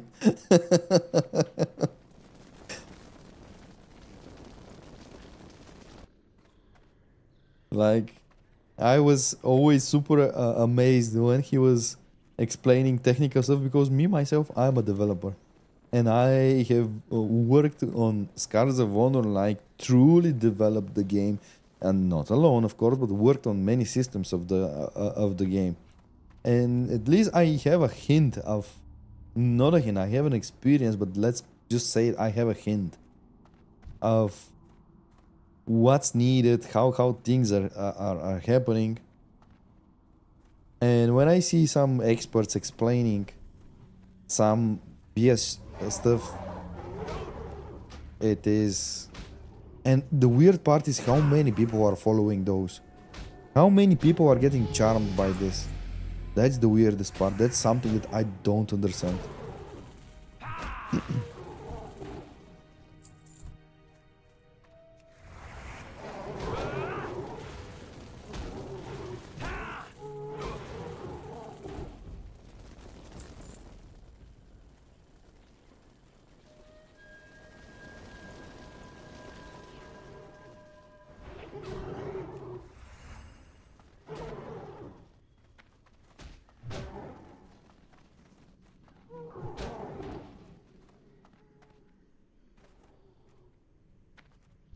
If they took the money from Steam and just closed the game, man.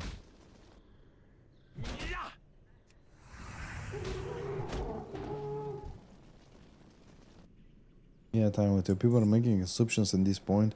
Lots of layoffs. I don't think it's fake news. Layoffs? I was not expecting that they will lead to complete shutdown of the studio. Like, there are plenty of companies that are constantly doing layoffs, optimizations and stuff. Like, this is normal part of a business. This is normal part of the business. But why would you lay off just 9 or 10 people when you know that you're going to lay off the whole company like 1 month later? Why would you do so? So this is why I don't believe that the layoffs have anything to do with this. I think the layoffs, they had to do it. Or maybe the layoffs were more than 9 people, you know. The founder resigned. Well, if he was the sole board member, like, who made him agree on something that he didn't like?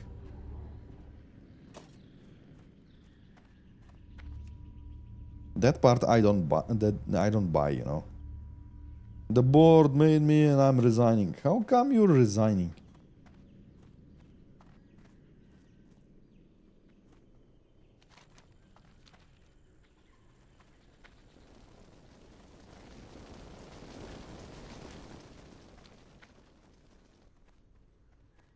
Hiyo, greetings, mate. How are you doing?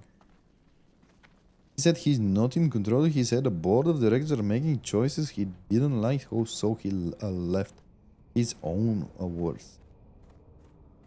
Then we need to understand and check if there was actually a board of directors, because I'm telling you from an experience, we also have board of directors where we make decisions, but you don't become a part of our board of directors if you don't align first of our major studio vision and goals.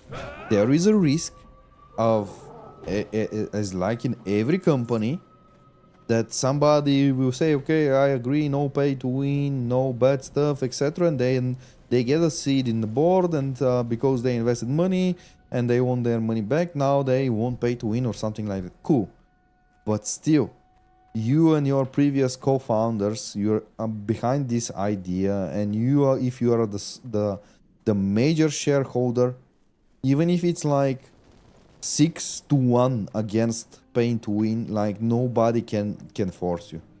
This whole the board made me do something I don't like is pure lie for me.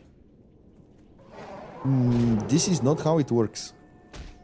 If I think you are not sharing my vision, why would I welcome you on board first place? Or even if you are in the beginning with my vision and then you're not, how come me and the previous investors, we are not in the same boat, you know, so that you outvoted? Is the release of Scars of Honor planned on macOS? We want to have a macOS and Linux version, but they are not a priority compared to Windows. Windows is top priority.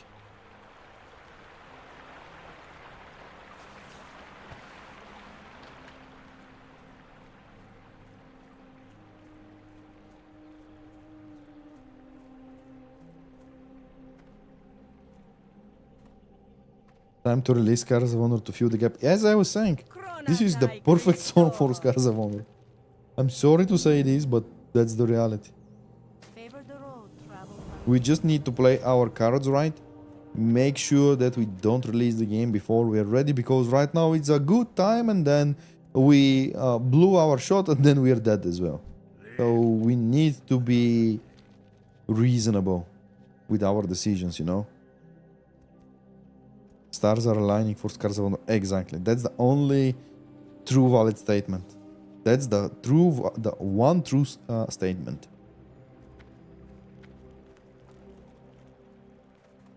As long as it has a good release, you have a good shot right now. Yeah, but in order to have a good release, you need to have the full experience needed. You may be competing with Classic Plus at the end of this year, though.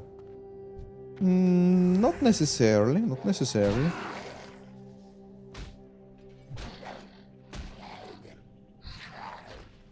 If games are good, they will have enough of player base for both. We don't need to go either Classic, either Scars of Honor. If Scars of Honor is good, it will find its place. The same way how Albion Online is alive, ESO, BDO, and all those.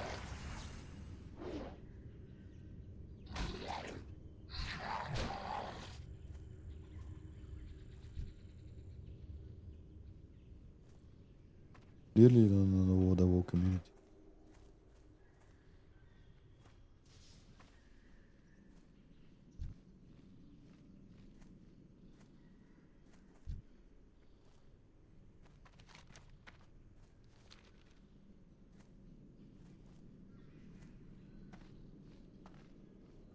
I don't want to run forward too much, but it's such a curiosity to understand yourself. Can we say that the full release of the game will be mid 2027? There is a very big possibility, as I said, with the fact that we are not going to make paid early access, the release of the game to be 2027. Higher chances of release of 2027 compared to 2026. That's the reality. That's the reality. But guys, we are going towards a release at this stage. We are not developing any other systems. We are just focusing on polishing, cleaning bugs, and making content. Without this step, everything that we did previously will make no sense. So we don't need to rush it now. And as far as I see, not a ton of Western developers are like about to release MMoRPG. So, at the position we are, we don't need to rush. We are not obliged. Outside of pure investment position.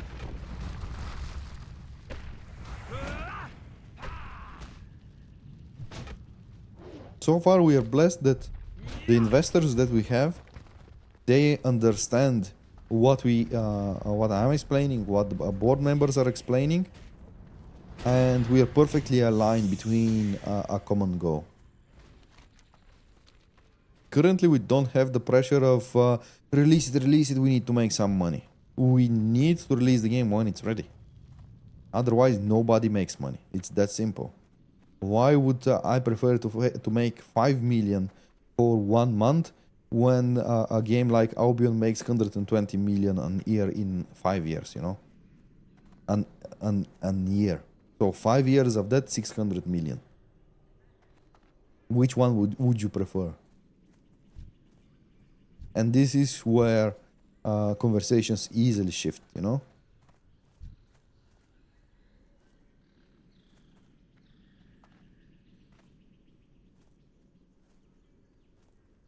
Scars of Honor was featured on a YouTube video. I don't know if you read the comment, but people don't like the crafting system. They said alone it would make them not play, so I don't know if that's something you want to check on. I think people first need to check it out, and if it's that bad, we're definitely willing to change it. But gathering and crafting systems are designed in that way primarily to bring something new, something different, rather than just press one button, wait and see what happens. And second, and most importantly, to make sure that we are fighting bots. Game will be free to play, and as such, if we don't incorporate any decent systems that fight bots, we are going to be in a bad state.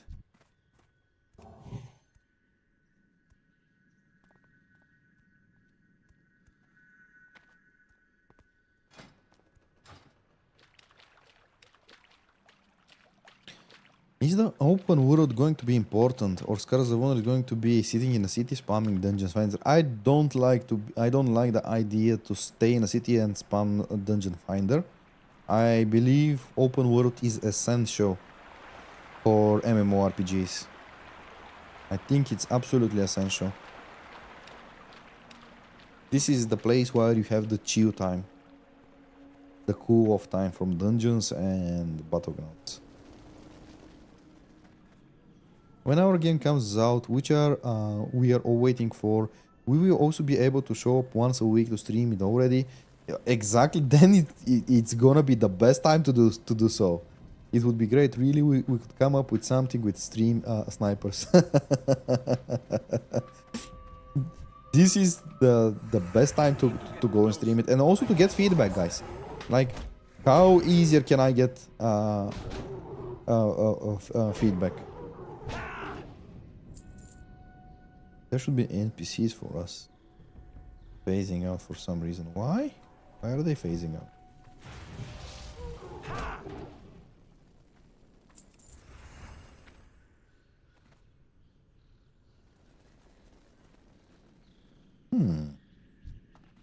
Is this a bug or something?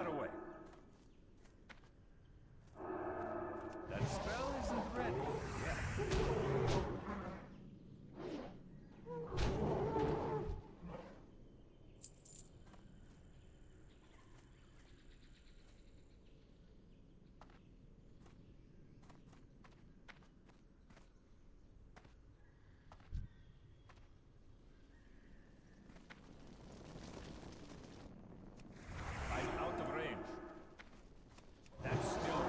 We will be riding in TBC. If we level up to the max, why not? Why not?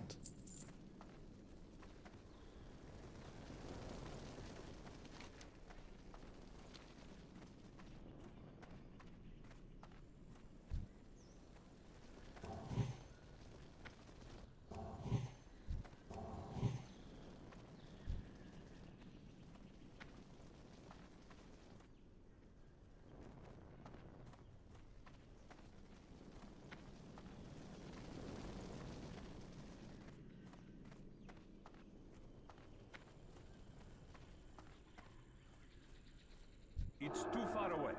Here are they. I can't cast that.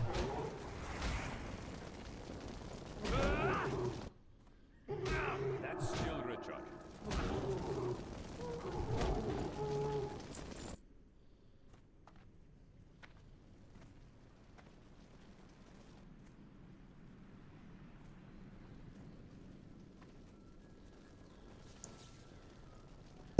What do we need to do with those?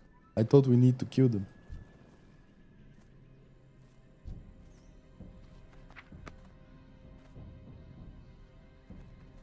I'm out of range.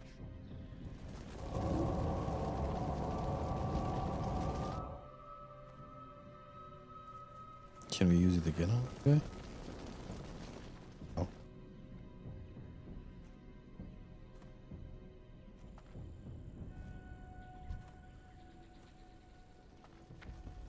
I need to get closer.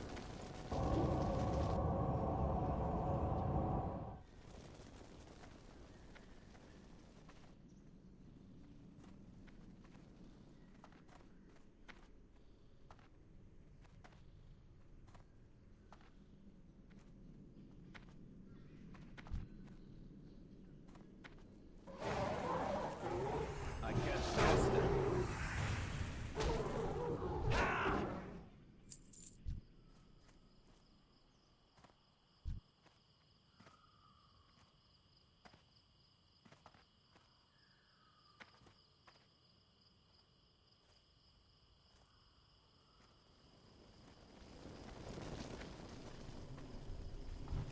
I'm out of range. That spell isn't ready yet.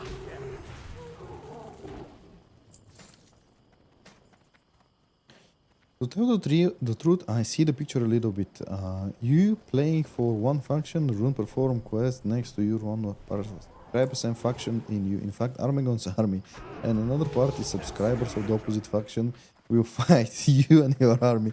It turns out that's the battleground in the open world. Yeah, that's gonna be massive fun. That's gonna be such a huge fun, you know?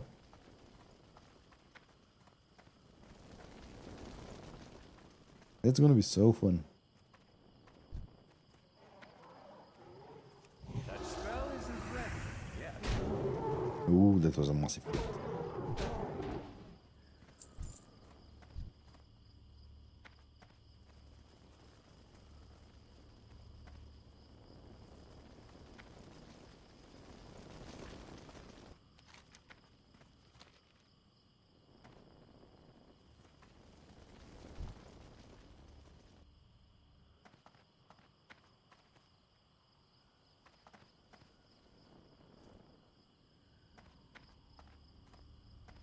Ah, there is one over here.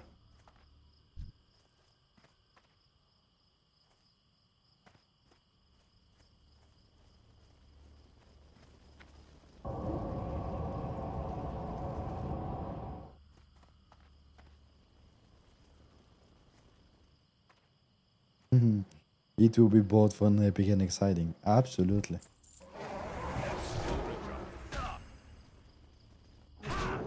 Absolutely.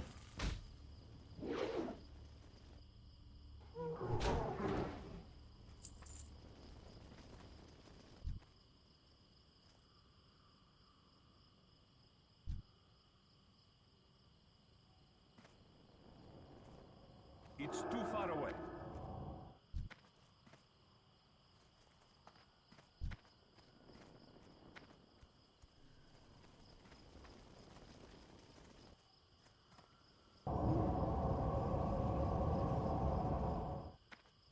Need one more.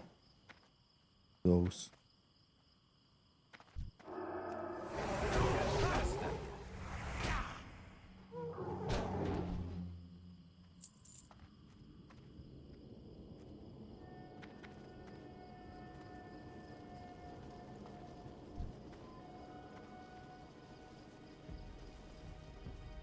I need to get closer. That's still good.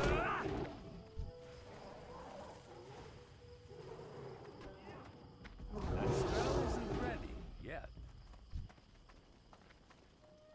Chugga chugga chugga chugga chugga chugga chugga chugga choo choo. I love this planet. I come here, I see cow and chicken and ride little horses. This planet has everything. When it comes to crafting, the vocal minority must be ignored. Vocal minority has killed many games. Absolutely, it is a risky part to hear the vocal minority. Definitely, but it also, what I believe is numbers. When we see how many people of you are completing, gathering and crafting, how many mini games were successfully completed, this tells the story. This is the actual numbers that we need to care about. Then it can be subjective. Somebody can like it and be super vocal, and 9 other people can be perfectly fine and don't even think that it's deserving a comment on this because they don't find it as an issue. We should not get this feature out of the 9 other people.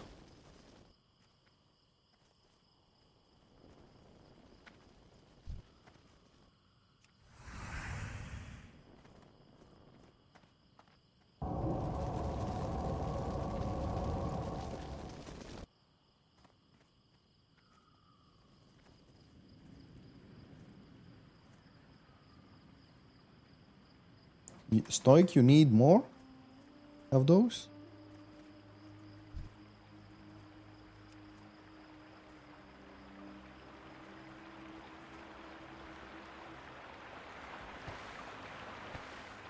Great.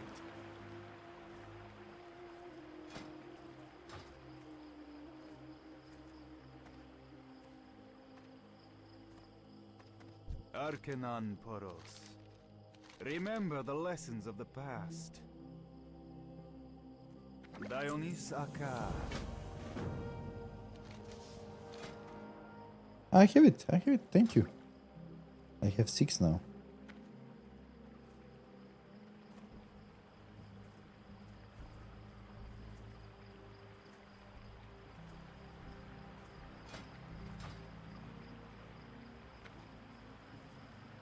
Do you have any systems to record player activity to be able to analyze important metrics? Yeah, it's called server. If the server cannot count any activity, all activities, then you're having an architectural issues.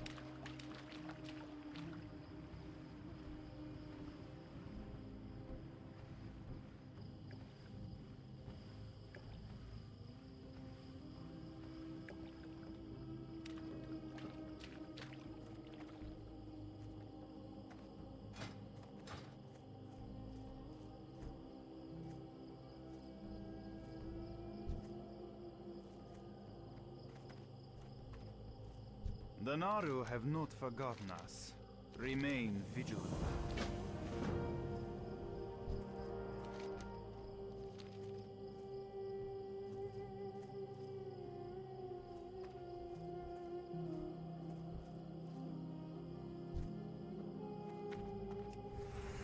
It's too far away. I can't cast that yet. That's still recharged. That spell isn't ready.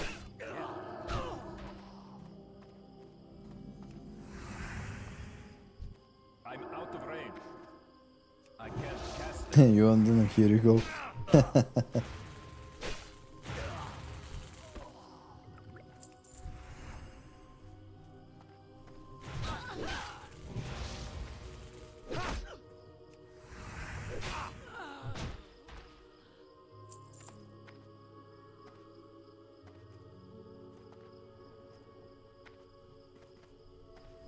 I need to get closer. It's too far away. That's still recharged. I can't cast that yet.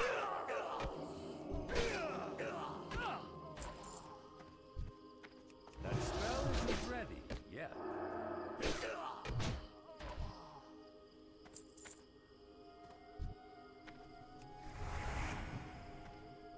I'm out of range. Would it be possible for the devs to show a short preview of the game in action sometime instead of playing in WoW? I already did that.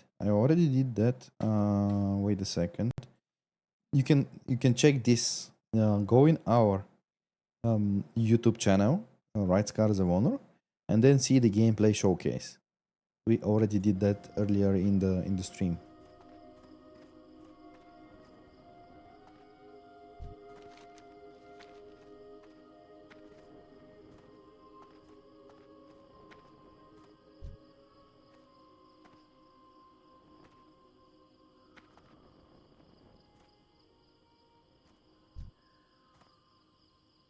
Will you be able to play this year? Yep, you will be able to play on a test. Demo and a test. Absolutely. The Legion will fall. May your days be long. Ooh. Your hardships few.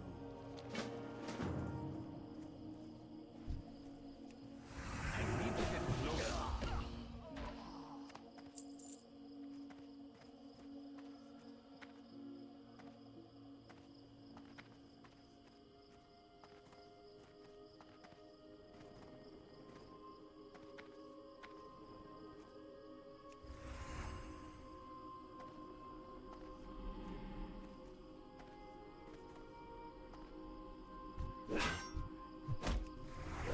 That's still recharged.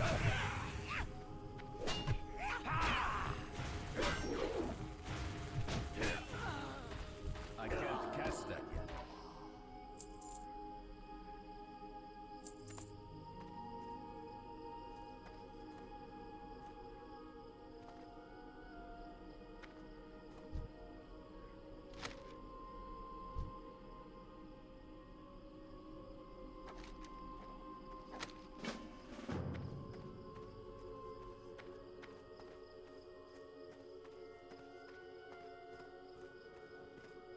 What's the thought of doing early access is what are the pros and the cons?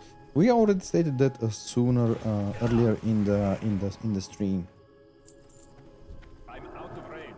Making paid early access is having two big cons, and we're not doing paid early access. It will be free to play early access.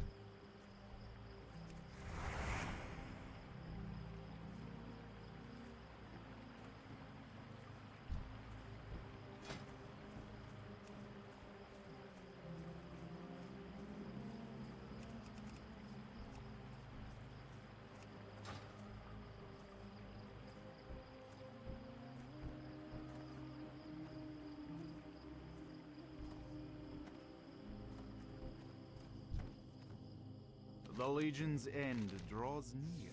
Do not lose faith. Dionys Akar. Good health, long life. Okay.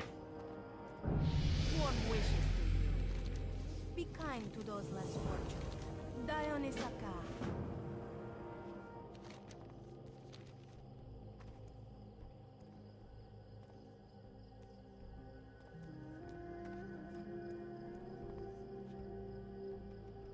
Armegon, what would you consider a good starting player base for Scars of Honor? What do you mean a good starting player base?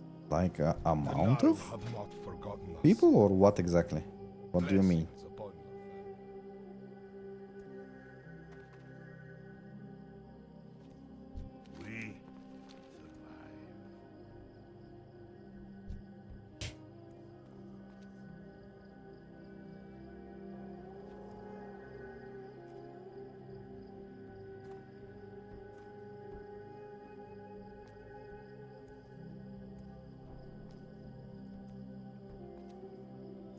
Like, where is the sweet spot for being satisfied with a good start of the game to grow on? I think a stable concurrent user player base of around 10,000 and above. This is the minimum. Everything above of this is great. So this is the minimum player base that we need.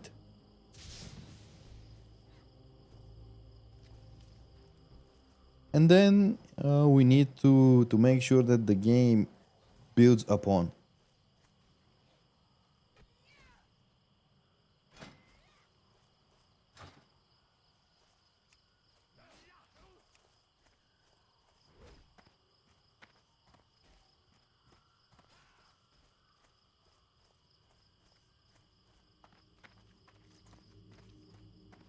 I don't know if you have seen OSRS, but the numbers over 10 years are looking really great. Yeah, when the game is good, it's normal. When the game is good, it will go up. Even this game, it's that old, but people are still playing it.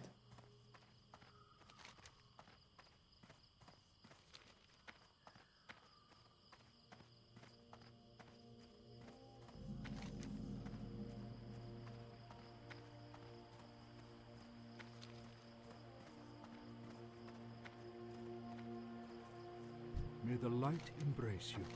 Remember the lessons of the past.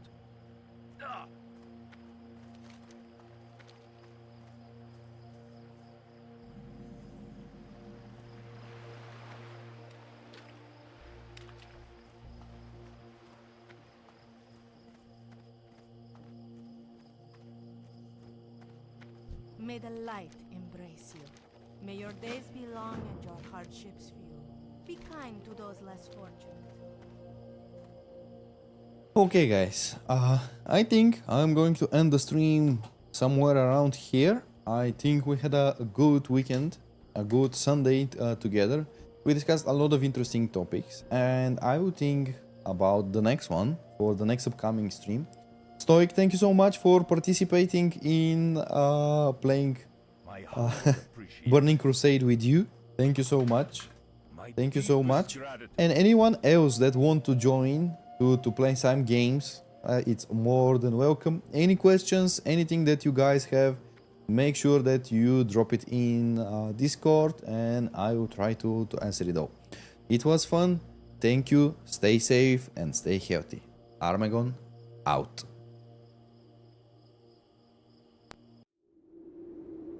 Hark, brave souls, the night grows late. The fire dims, yet dreams await. The tales are told, the danger's gone. We all have followed Armegon. The banners fall, the horns grow still. The moon now rises o'er the hill. Scars of honor, battles fought, memories made and lessons taught. Though this night draws to an end, our song lives on, my loyal friends. Fear not the dark nor closing scene, for we shall gather here again. Follow, follow, follow Armegon. Return again, come everyone. Scars of honor our legend spun. Come back next week, the tales go on. Raise your voices, speak once more. Let the chat resound and roar. Share your stories, bring your cheer, for we'll return, the day draws near. 7 nights of fleeting span, we'll meet again as heroes can. The fire waits, the hall shall ring, the songs of battle we shall sing. Follow, follow, follow Armegon. Return again, come everyone. Scars of honor our legend spun.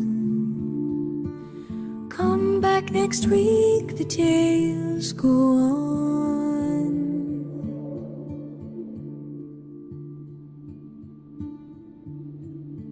Hush now, heroes, rest your heads. Dream of quest and battle spread.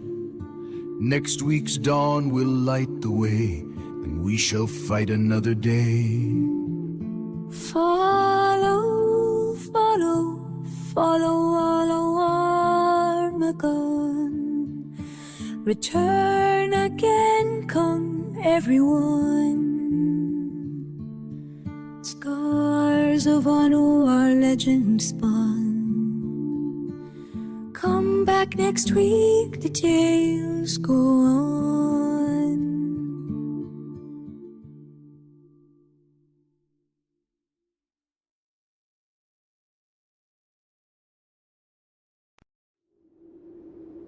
Hark, brave souls, the night grows late.